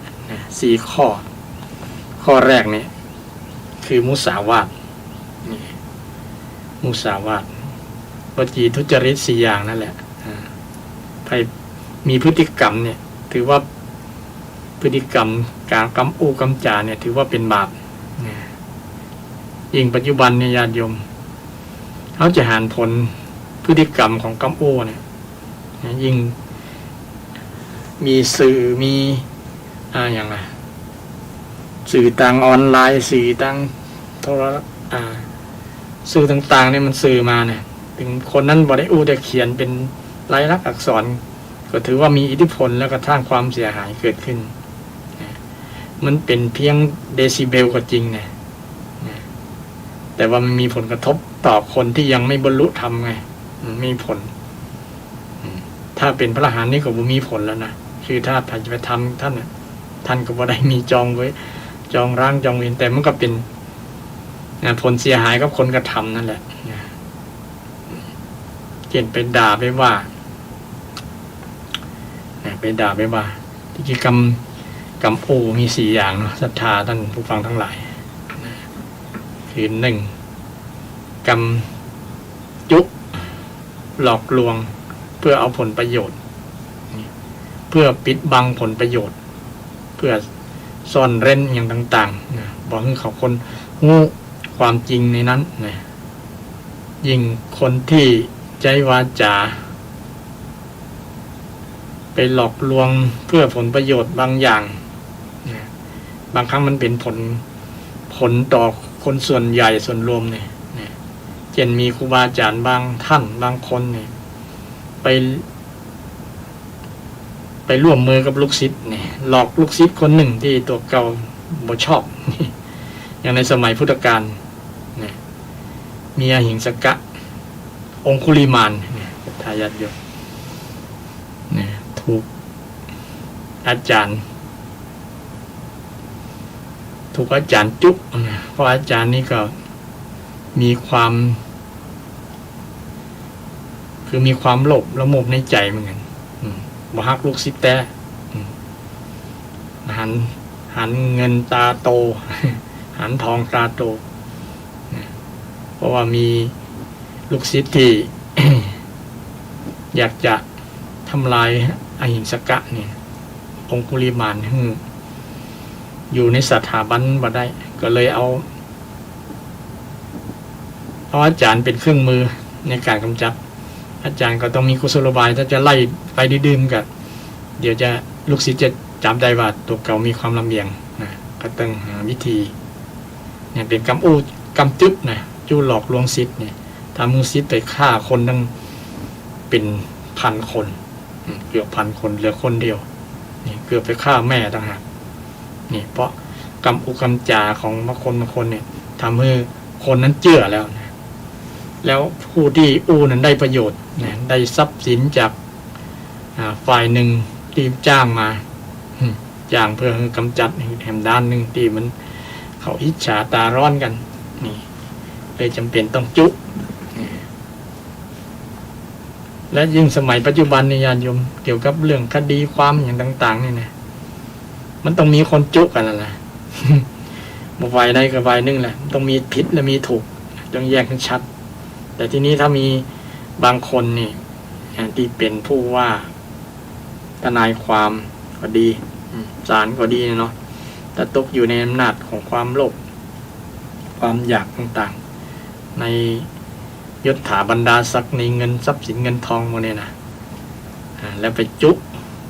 แปลงสิ่งที่บ่มีกับแปลงอัพใส่สิ่งที่บ่ใหญ่กับแปลงมันใหญ่ปั้นน้ำเป็นตัวอย่างประมาณนั้นทำให้คนที่บริสุทธิ์เนี่ยเป็นคนที่บ่บริสุทธิ์นะได้ด้วยกำโอของเขานั้นด้วยคำบูงเขานั้นซึ่งก็มาจากกำโอและเป็นผลให้เกิดปัญหาต่างๆด้วยมาอันนี้เป็นสิ่งที่ต้องมาเป็นบาปศรัทธาญาติโยมครับกำลังจัดรายการอยู่นะครับจัดรายการวิทยุครับผมครับเดี๋ยวผมจะโทรไปเด้อสัก3 โมงไป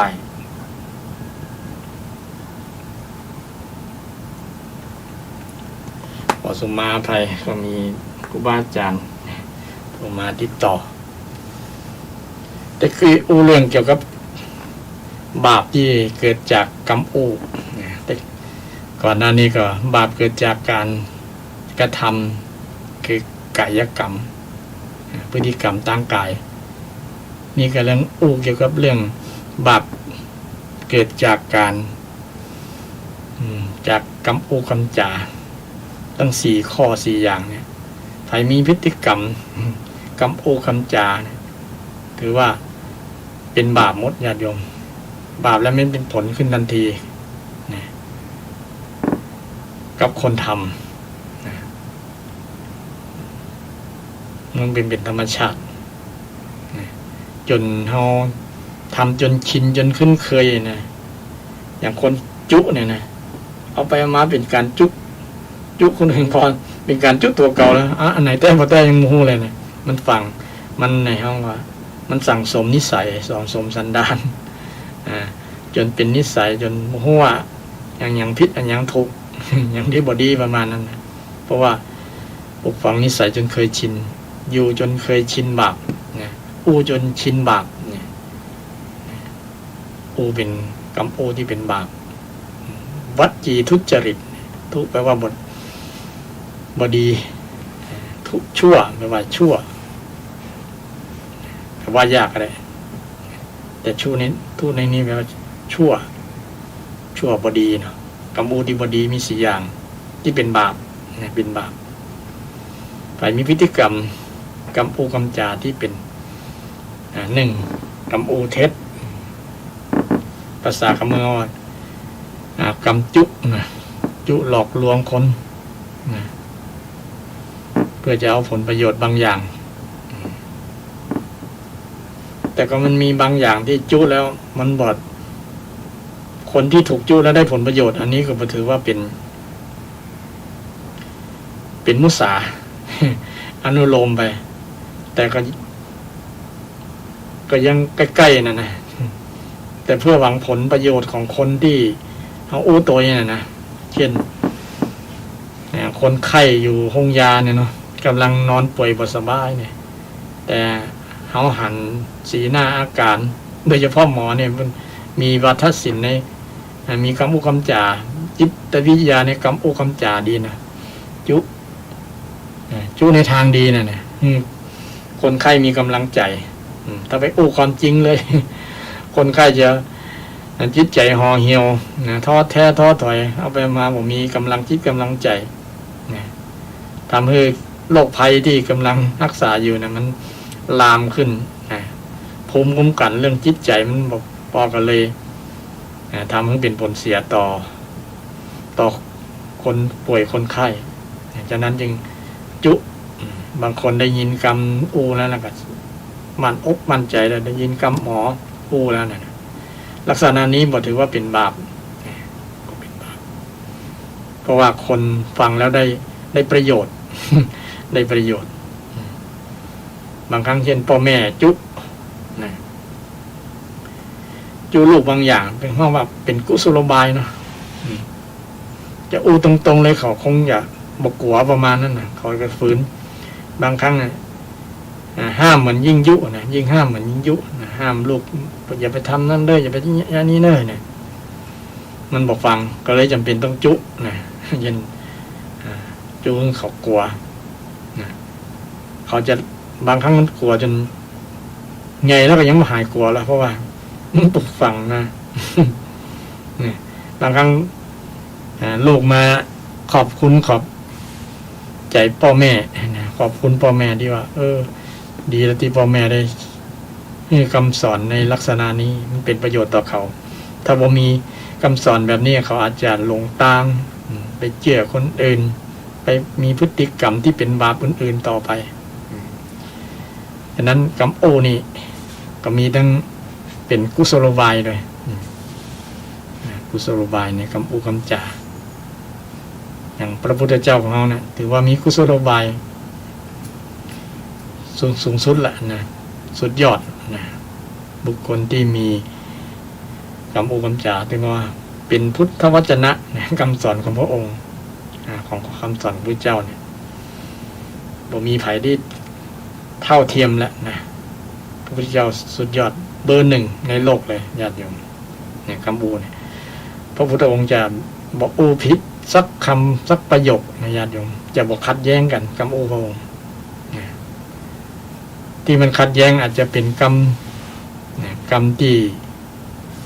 ลูกศิษย์ลูกหาสาวกต่างๆแต่ก็อนุโลมเข้ากันได้เช่นเวลาเราสงสัยในธรรมะคำสอนของพระพุทธเจ้าเนี่ยพุทธองค์ก็คงวางหลักไว้แล้วนะเนี่ยธรรมะอันนี้ธรรมวินัยอันนี้มันเป็นไปเพื่ออะไรอย่างเป็นไปเพื่อมักน้อยสันโดษก็เป็นไปเพื่อสมาธิเป็นไปเพื่อศีลอย่างต่างๆเลยเนาะเนี่ยเอาไปเทียบเคียงนั้นเอามี8ประการด้วยกันญาติโยมสามารถเทียบเคียงว่าธรรมะเหล่านี้เป็นธรรมเป็นวินัยฉะนั้นครูบาอาจารย์บางรูปอาจจะเอาคำสอนความคิดของตัวเก่าที่ประดิษฐ์ประดอยด้วยคำอู้ที่เป็นสระสลวยเป็นฟังแล้วเพราะสนอหูเนี่ยก็มีหลายรูปหลายท่านแต่เข้ากับหลัก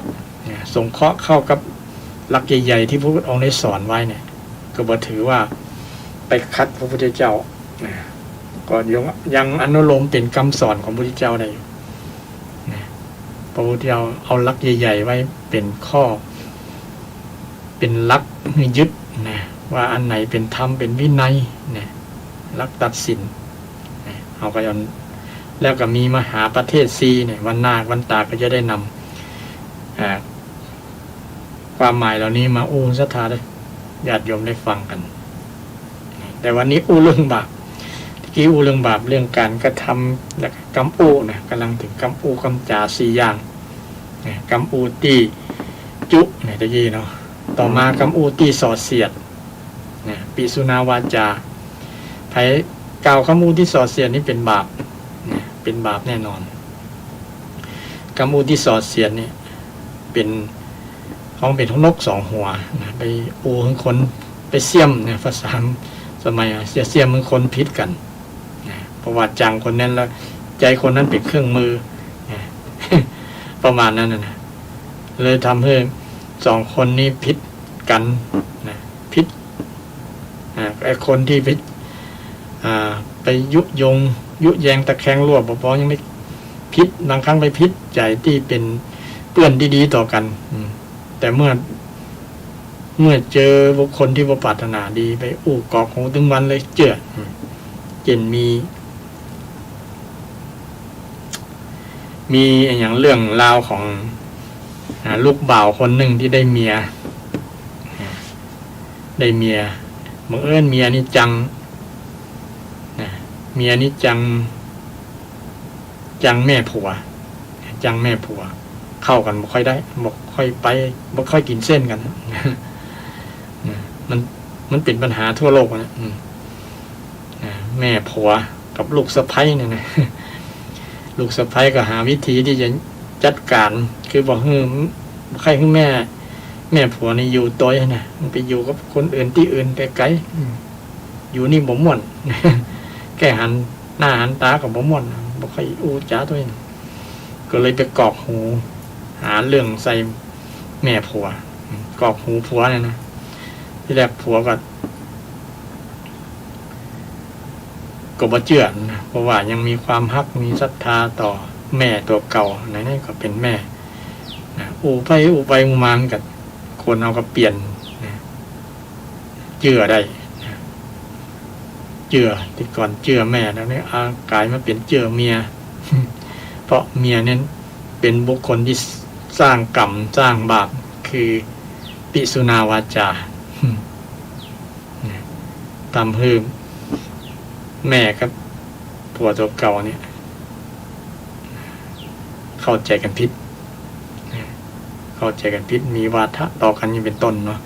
ไปมาก็จะไล่แม่ตัวเก่าออกจากเงินอย่างหมูยังมาอย่างประเดี๋ยวนี้บางคนเนี่ยไล่แม่ไปอยู่บ้านพักคนชรานี่ด้วยสาเหตุหนึ่งมาจากเนี่ย ปัญหาที่ยกมาตะกี้เนี่ยคือกรรมโอที่สอดเสียดที่ทำให้คนแตกสามัคคีบดีกันพอมีความปรารถนาดีเลยทำให้เป็นการสร้างบาปสร้างกรรมด้วยวจีกรรมข้อต่อมากับวจีกรรมข้อที่3เกี่ยวกับเรื่องการกรรมอูที่บทสุภาพที่หยาบคายพรุสวาทเนี่ยนะพรุสวาทมันนะขวานผ่าซากมันดังชับ ฟังแล้วเนี่ยเสียวคนลุกนะมันเหมือนกับซับในจิตในซับเนื้อซับหนังมันเจ็บเนี่ยเช่นคำด่าคำว่ากันเนี่ยนะเสียให้หายมีสัตว์ทุกประเภทอยู่ในกรรมโอนั่นนะจะเปรียบเลยจะว่าจะด่าประมาณนั้นเป็นกรรมโอที่มีอิทธิพลต่อบ่ต้องว่าบ่ต้องเกี่ยวกับนั่นแหละนะกรรมโอที่เป็นกรรมด่าแค่กรรมโอที่เปรียบเลยนี่คำโอที่เปรียบเปย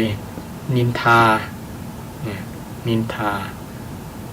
เปรียบเปรยอย่างต่างๆเนี่ยฟังแล้วเมื่อคนฟังว่ามันว่าเฮาแล้วเนี่ยว่าเฮาแล้วเนี่ยมันว่าเฮามีตัวเฮามีตัวกูแล้วนะ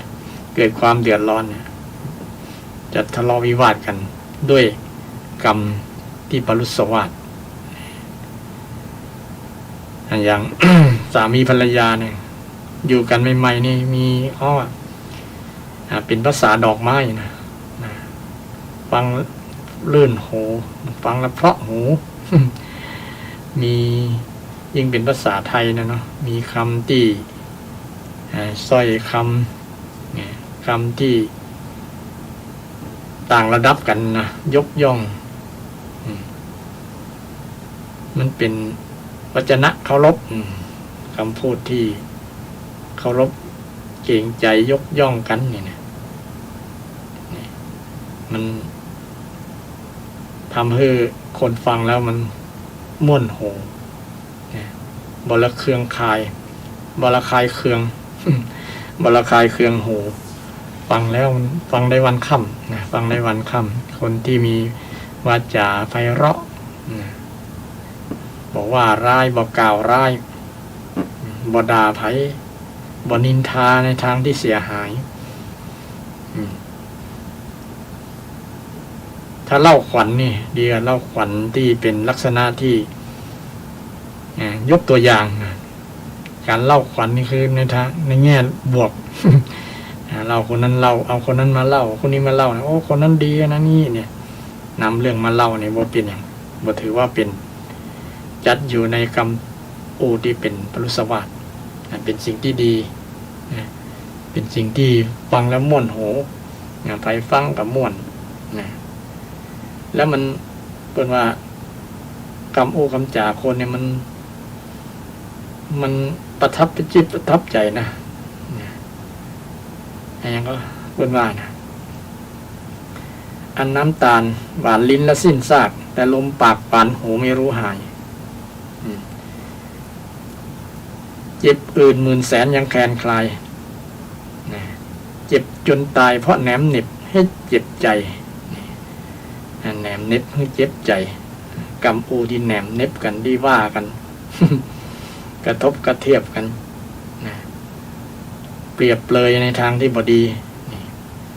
ทำให้มันเจ็บเนี่ยเหมือนหอกทิ่มแทงจิตใจทิ่มแทงหัวใจเป็นผลต่อชีวิตของคนที่ฟังเล่งยิ่งเป็นความดูถูกดูแคลนเนี่ยเนาะบางศาสนาเพิ่นบ่ยอมเลยโอ้เพิ่นจะโคตรเลยล่ะเขียนไปว่ากล่าวพระเจ้าของเปิ้นนี้เป็นต้นนะญาติโยมแล้วเพิ่นก็มีคำสอนนะว่ามีความอดทนถ้ามีไผมาว่านะอย่าไปตอบโต้โต้แย้งเนี่ยก็เป็นคำสอนดีเหมือนกันนะที่บอกให้ตอบโต้นะผมไปว่ากล่าวตอบนี่เนาะมันตรงกับคำสอนพุทธศาสนาเช่นเดียวกันว่าคนที่ ว่ากล่าวว่าร้ายคนอื่นแล้วถือว่าชั่วแล้วนะแต่คนที่ตอบโต้กลับเนี่ยชั่วกว่าคนที่ว่าคนแรก คนแรกนี่ยอดชั่วแล้วคนที่สองที่ตอบโต้นี่คือมีความขันติอดทนอดกลั้นต่อกรรมอูคู่ของคนถึงจะเป็นกรรมด่าก็ตามยังก็ตามอย่างกรณีของพระพุทธเจ้านะปฏิบัติเป็นแบบอย่างมีนางมาคันธิยานะจ้างคนมาด่าพระพุทธเจ้าจ้างคนมาด่าจ้างเลยนะด่าจนพระอานนท์ทนฟังมาได้โอ้กรรม หยาบคายแบบนี้ก็นำมาอู้มาด่ากัน จนทนมาได้นะก็เลยไปกราบทูลถามพระองค์ทนได้กัน นะอย่างมันอดทนได้ว่าพระอานนท์ก็เลยกราบทูลนึกหนีไปอยู่เมืองอื่นเด้อนะเมืองนี้มีกับคนด่าคนว่า เพราะนางมาริกาจ้างทั้งหมดในเมืองเนี่ยมันปะหน้าก็ได้ด่าเลยเนอะจะได้รางวัลเขาก็หันแค่หันค่าจ้างรางวัลนะเนาะบ่นึกว่าเป็นพระเจ้านั้นด่าบ่คำนึงถึงว่านี่เป็นพระพุทธะเป็นพระพุทธเจ้าแต่กรรมของเราที่ด่านะบาปที่ด่านะมันก็ได้ผลรุนแรงอย่างนางมาคันธียาเนี่ยก็ได้รับผลอย่างแสนสาหัสทีเดียวที่มากล่าวร้ายว่าร้ายพระพุทธเจ้าจ้างคนตัวเก่าว่าร้ายยังพอมาจ้างคนเป็นเครื่องมือไปด่าด้วยพุทธองค์บอกว่ามีวิธีแก้ใจขันติอดทนเหมือนกับจ้างเข้าสู่สนามรบที่จะทนต่อลูกศรที่เขายิงมาจากฝ่ายข้าศึกเหมือนจ้าง ทำตัวขึ้นเหมือนจ้างนะมันก็จะมีระคายเคืองพ่อง แต่พอไปโต้ตอบ ต้องมีใจ ถ้า เราจะย้ายไปที่อื่นนะไปเมืองอื่นมันก็คนเมืองอื่นจะด่าเนี่ยเขาจะไปไหนไปอยู่ที่ไหนนะพระพุทธองค์ถามกับถามตอบกับพระอานนท์พระอานนท์ก็ว่าเนี่ยยันย้ายใดกันพระพุทธองค์ก็ว่าคนเขาเนี่ยด่าบอกเกิน7 วันละมันต้องเมื่อย นะด่าก็บอกเกิน7 วันใจขันติธรรมแผ่เมตตาแผ่เมตตาของเขาใครที่แผ่เมตตาคนด่าได้เนี่ยสร้างความปรารถนาดีโอ้นี่น่าสงสารเนาะมันจิตใจมันเป็นคนที่ ถูกความโลภความโกรธครอบงำจิตใจถูกภัยร้ายมาทำลายจิตใจเขาเป็นบุคคลที่น่าสงสารบุคคลจะไปซ้ำเติมเขาเพราะคนที่ เป็นพระอรหันต์พระพุทธเจ้านะก็มีผลมีกระทบอย่างเพราะว่าเพื่อนบริยึดมั่นถือมั่นในคำสอนในคำด่าเนี่ยคำด่านี่มันเป็นเพียงเสียงเป็นเดซิเบลเฉยๆนะแต่พิจารณาพระองค์นั้นบอกมีอัตตาตัวกูของกูถ้ามีอัตตามันด่ากูนี่ว่า คนเรามันคนนี่มันด่ากูเมืองนี้มันด่ากูถ้ามีตัวกูแล้วมันจะเจ็บถ้าบ่มีตัวกู คิดนี่เป็นนะมันก็จะบ่มีผลอย่างแล้วพระองค์ก็ถามว่าคนด่าถ้าเขาบ่ฮับเนี่ยมันจะมีผลยังไงพระองค์ว่ามันจะพลิกย้อนให้คนที่ด่านั่นแหละเหมือนกับคนที่ แขกอาคันตุกะเนี่ยไปเยียนบ้านใดบ้านหนึ่งเปิ้น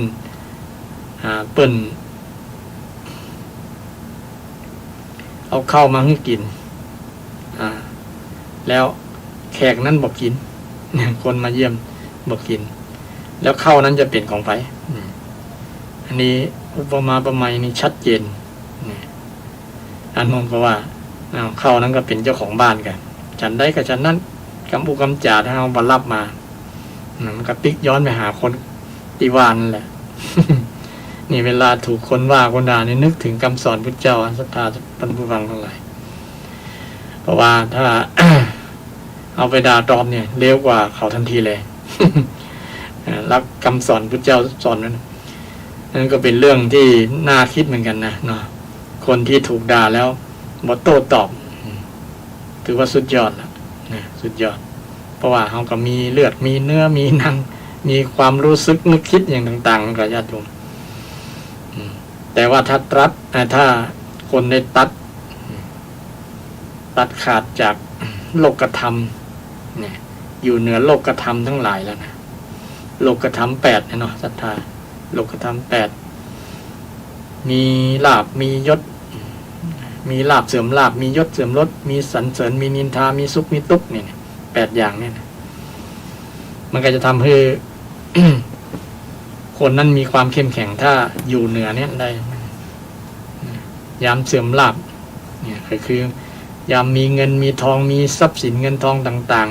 ๆเมื่อมันเสื่อมไปแล้วนะก็ทำใจได้บอกไปอะไรอาวรณ์กับมันเพราะว่าเงินทองเป็นของนอกกายไม่ตายหาเอาใหม่ได้นะก็มีคำประโยคนี้ก็ฟังแล้วแสดงว่าคนนั้นเข้าถึงธรรมะ เนี่ยบ่ยึดมั่นถือมั่นเพราะว่าเงินทองเป็นของที่นอกกายเนี่ยนะเป็นของนอกกายถ้าไปยึดมั่นก็เป็นทุกข์อันนี้ของเงินเฮา อันนี้เงินเราก็จะหาอะไรเป็นตามคือจิตใจตะนีทีเหี่ยวไปในที่สุดเนี่ยคือบ่อยากจะใจอย่าง มีบ่ได้ก็มีนะญาติโยมบางคนเนี่ยมีเงินแต่บ่ใจนะเรามีเงินแต่บ่ใจหัวมันจะเสี่ยง คิดแล้วคิดแหมเนี่ยเป็นคนทีพ้องเพราะ ความตนีทีเหนียวอยู่ในจิตใจแต่บางคนที่มีเงินมีทองศรัทธาที่มีใจเข้าถึงธรรมแล้วนะนึกถึงธรรมชาติไปทำบริหารทรัพย์สินให้เ เป็นสัดเป็นส่วนอย่างที่พุทธเจ้าได้สอนไว้นะตีสรุปเป็นว่า ใจนี้เก่าคือเขายู่รู้ลงเหวเร็วฝังไว้นี่4 อย่าง 4 ประการ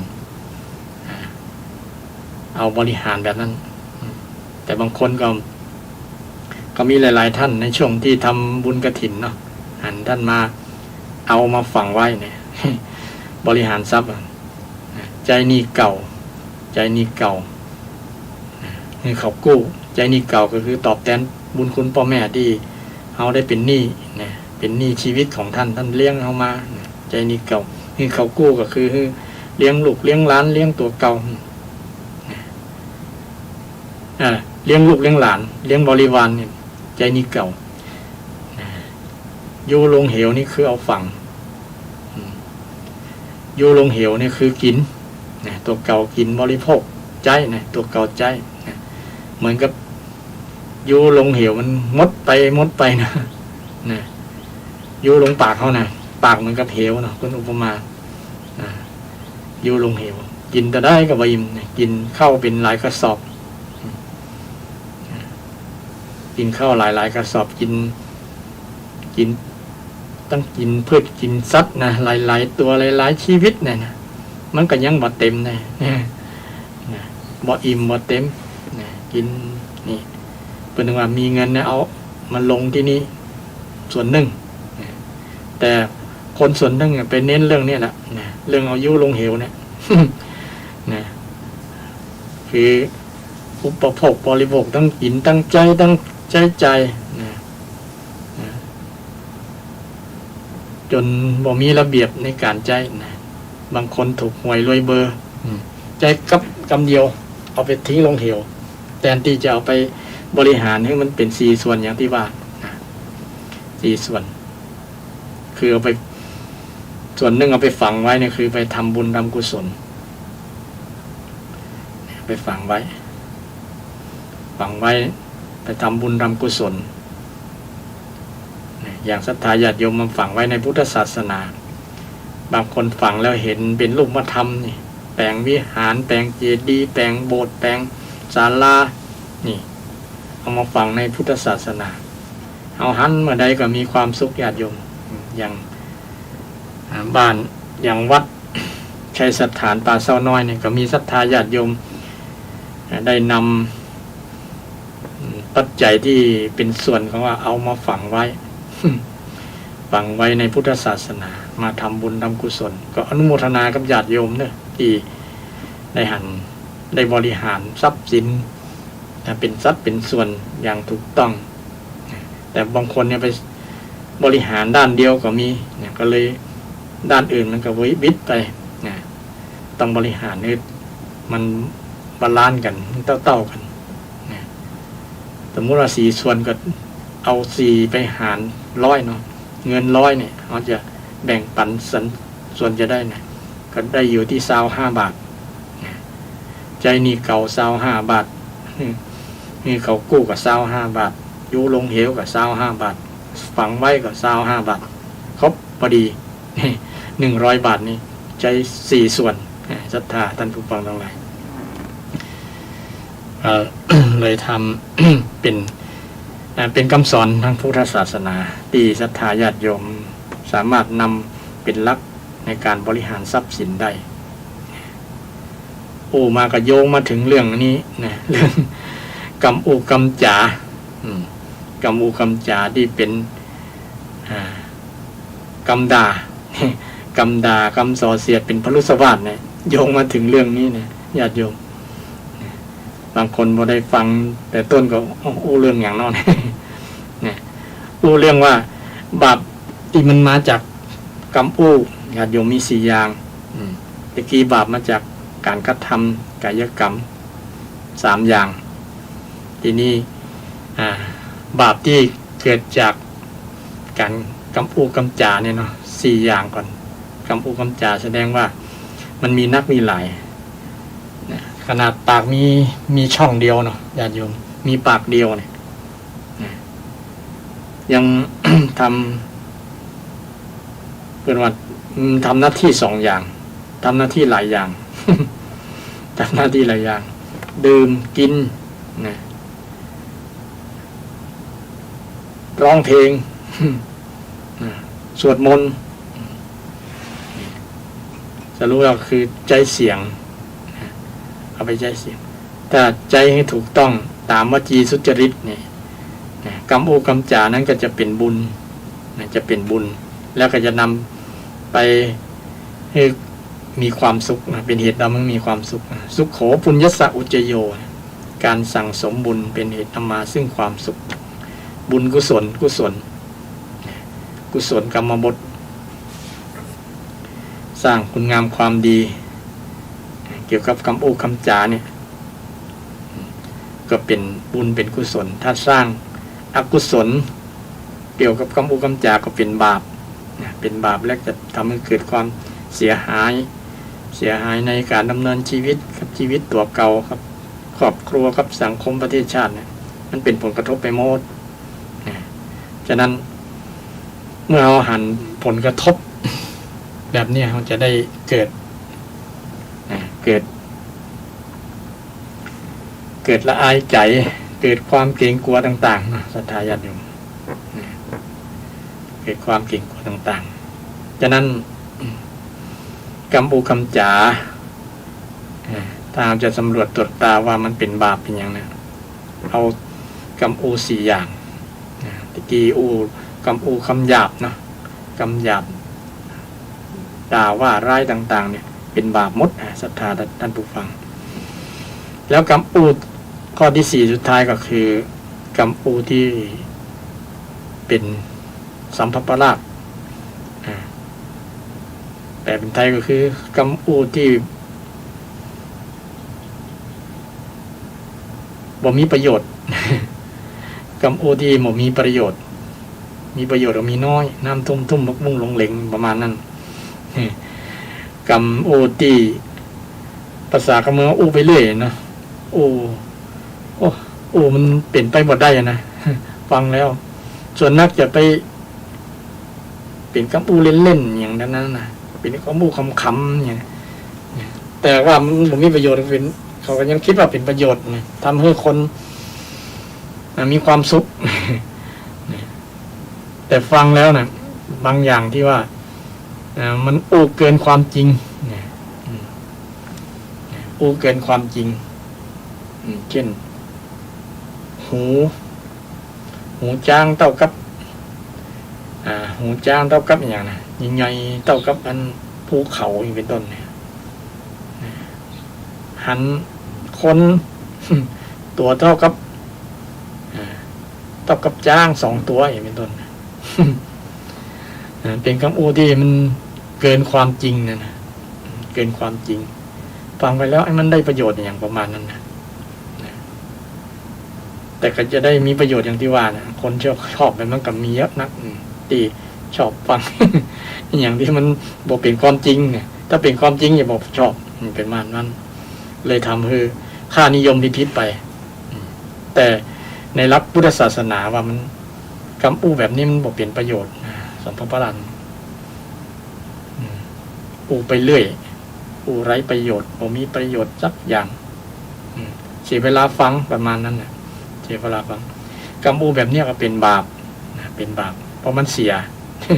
อย่างนั้นเสียเวลาอู้นะคนแทนที่จะได้ประโยชน์จากคำอู้นั้นนะไม่ได้ประโยชน์สักอย่างต้องเว้นเนี่ยเว้นคำอู้แบบนี้นี่เป็นกรรมโอที่เป็นบาป4 อย่างด้วยกันเป็นวจีทุจริตนะศรัทธาท่านผู้ฟังต่อไปเป็นบาปตั้งใจแล้วทีนี้เนี่ยที่สุดของที่สุดก็มารวมที่ใจในญาติโยมเพราะว่าใจเนี่ยมันเป็นบ่อกเกิดของพฤติกรรมการกระทำกรรมโอเนี่ยมาจากใจทั้งนั้นนะญาติโยมมาจากใจคิดแล้วจึงโอแล้วจึงกระทำนี่ทีนี้เป็นแบ่งเป็นส่วนของมโนกรรมเนี่ยนะมโนกรรมไว้3 อย่าง3 ข้อแรกเกี่ยวกับคิดโลภคิดอยากได้เกินคิดอยากที่ได้อยากที่บ่ใช่ของเจ้าของนะสืบเนื่องมาจากศีลข้อที่2นั่นแหละคิดอยากได้ โลภมากเกินไปโลภมากคิดโลภละโมบโลภมากคิดละโมบโลภมากเนี่ยเป็นบาปทางใจภาษาถามกันว่ามีโลภะนะโลภะฝ่ายมีโลภะความโลภในจิตในใจเนี่ยโลภะนี่มันเป็นตัวใหญ่เนาะความตระหนี่ก็อาจจะเป็นกลุ่มเดียวกันตระหนี่ที่เหี่ยวบ่แบ่งปันเนี่ยนะโลภเอามากเป็นของตัวเก่าคนเดียวเนี่ยอย่างคนที่ มีทรัพย์สินมีอย่างต่างๆเนี่ยถ้าใจ ไปชั่วชีวิตกับบ่เสี่ยงอะไรแต่ว่าเอาหวงไว้ให้ละบ่จับบ่จ่ายบ่กินบ่ต้านเนี่ยนะประมาณมีเงินเป็นหมื่นล้านเนี่ยว่าจะถามว่าเอาไปอย่างแต่ว่า กินกับบ่เสี่ยงนะมีทรัพย์สินมีที่ดินมีสังหาริมทรัพย์อสังหาริมทรัพย์เนี่ยมันนักนะเกินที่จะใจหมดใจเสี่ยงในชาตินี้นะแต่ก็ยังหวงยังอยากจะได้อยู่นะยังอยากจะได้นักกว่านี้นะมีหมื่นแล้วก็ยังอยากได้หมื่นแสนนะมีหมื่นล้านก็อยากได้แสนล้านมีแสนล้านก็ยังอยากได้ล้าน อย่างงบประมาณแผ่นดินบ่ปอเมืองปอบ่มีเมืองปอในเมืองคนเนี่ยบ่มีในเมืองคนมีเมืองปอบ่มีอยากได้เป็นเล่ๆบ่มีขอบเขตนั่นแหละความคิดลักษณะเนี่ยเป็นบาปนะเป็นตราบาปในจิตในใจถึงวันเนี่ยคนที่มีปัญหาทะเลาะวิวาทกันส่วนหนึ่งมาจากโลภะเนี่ยโลภแย่งลูกกันเนี่ยญาติโยมลูกกันเรื่องนั้นเรื่องนี้นะลูกกันแย่งกันทำกินแย่งถิ่นกันอยู่เรื่องแย่งชู้กันพิศวาสแย่งอำนาจกันมาครองเนี่ยไอ้ตัวนี้แหละมาจากโลภะนั่นน่ะนะโลภอยากจะได้มาครอบครองของนักเอาไว้โลภนักเราจะสังเกตทันว่าคนที่มีลูกน้องของความโลภเช่นเวลาเปิ้นตั้งโรงทานนี่ อันนี้บ่ได้ว่าไปนะญาติโยมนะเปิ้นเอาคนละถุงละถุงนะซ้ำเอาถุงใหญ่ๆเอาหม้อมาใส่ก็มี นี่กริยาโลภนะกินเฉพาะเปิ้นแจกเฉพาะกินอิ่มในสถานที่นั้นน่ะบ่ได้ให้เอาหอปิกบ้านปิกจองบางคนคิดถึงลูกถึงหลานหรอเนี่ยตัวเก่าบางทีนะคิดถึงลูกถึงหลานเนี่ยนะเป็นสัญญาณความโลภมันเกิด ความโลภมันเกิดโลภเราโมภอยากได้บางครั้งไม่ได้ถามเอาไปอย่างแต่ว่าเนี่ยเขาก็บ่ได้กินได้นะเอาไปลูกบางครั้งลูกก็บ่ชอบก็มีเนี่ยเอาไปอย่างเนี่ยเราต้องถาม ต้องได้มีสติเนาะในการที่จะเอาบางครั้งมันเดือดร้อนว่ากันว่ามึงเป็นการทะเลาะวิวาทกันก็มีแล้วเรื่องกินเนี่ยญาติโยมมึงเอานักกูเอาน้อยมึงเอาหลายกูบ่ได้นี่รู้กันญาติโยมนี่ใครมีความคิดอยาก อยากจะเอามาเป็นของตัวเก่าหลายๆเนี่ยมันเป็นบาปตั้งใจนะถึงวันเนี่ยนะญาติโยมนะคนส่วนนักทั่วโลกนะเพราะว่าจะเป็นชาติใดในกระดานเนี่ยมันมีโลภะอยู่ในคิดในใจกันแทบทุกคนนะญาติโยมแทบทุกคนแทบทุกคนนอกจากพระอริยเจ้าพระอริยสงฆ์ตั้งแต่อนาคามีไปที่จะบ่มีความโลภพระหันเลยนะบ่มีความโลภมากเราจะสังเกตว่าพระสงฆ์นี่จะดำเนินชีวิตแบบพระอรหันต์ทำให้เป็นแบบตามแบบพระอรหันต์คืออยู่แบบอาศัยปัจจัยสี่อาศัยปัจจัยสี่มีที่อยู่อาศัยกุฏิเดี๋ยวนี้มีกุฏิแต่ก่อนพระสงฆ์อยู่ที่โคนต้นไม้หรอเดี๋ยวนี้มีศรัทธาแปลงกุฏิแปลงวิหารให้อยู่แปลงศาลาให้จำพรรษา ก็สบายเป็นสัพพยะไปนี่อันนี้บ่ได้เรียกร้องให้ศรัทธาหันความลำบากของพระสงฆ์ก็แต่งให้อยู่ดีๆสบายที่จะได้มีกำลังจิตกำลังใจได้ศึกษาเราเรียนพระธรรมวินัยก็ เป็น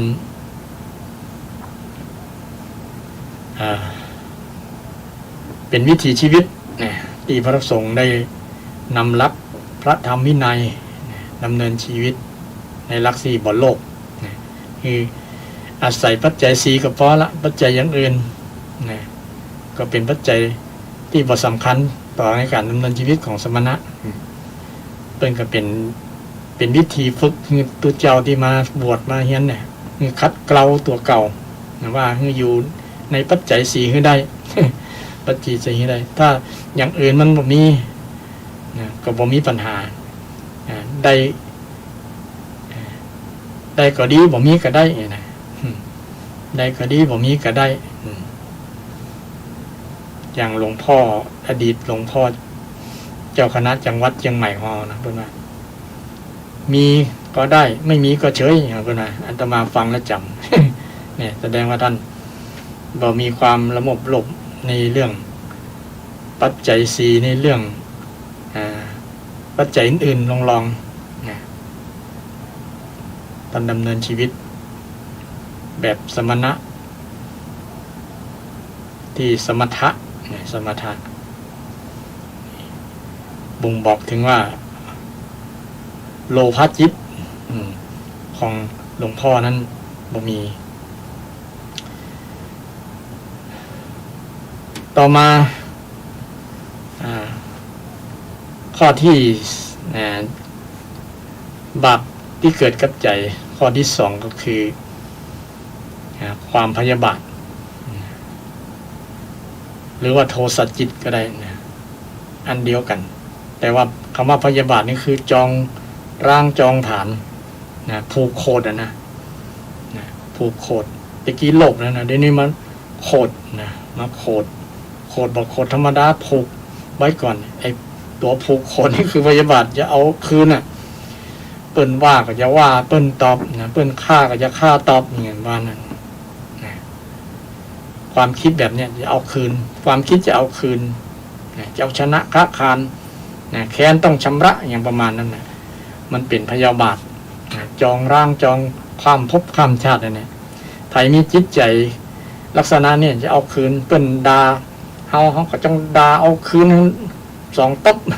3นี่ลักษณะเนี่ยมีพยาบาทแล้วบ่แล้วบ่หายนะผูกไว้นั่นมัดไว้นั่นหรือว่ากอดไว้นั่นบางคนกอดความโกรธกอดโทสะโทสะแปลว่าประทุษร้ายประทุษร้ายต่อจิตใจใครที่มีจิตใจใครมีนั่นถือว่าเป็นจิตใจเป็นบาปเป็นบาปตามคือเกิดความเสียหายต่อจิตใจคุณภาพชีวิตคุณภาพจิตใจก็จะเสียใจก็จะเสียโลภมีในจิตใจก็เสียโคตรหรือว่าโทสะในจิตใจยิ่งพยาบาทเนี่ยนะตัวจองร่างจองผ่านจะเอาคืนเนี่ยมันเป็น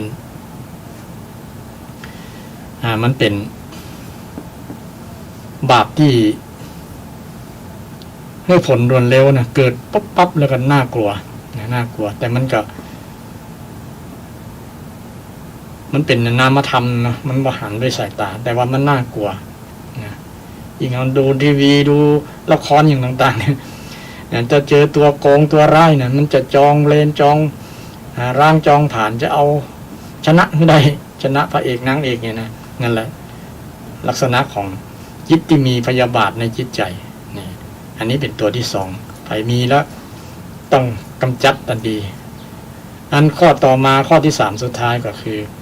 มีความหันผิดเป็นมิจฉาทิฏฐิหันว่าชาติหน้าบ่มี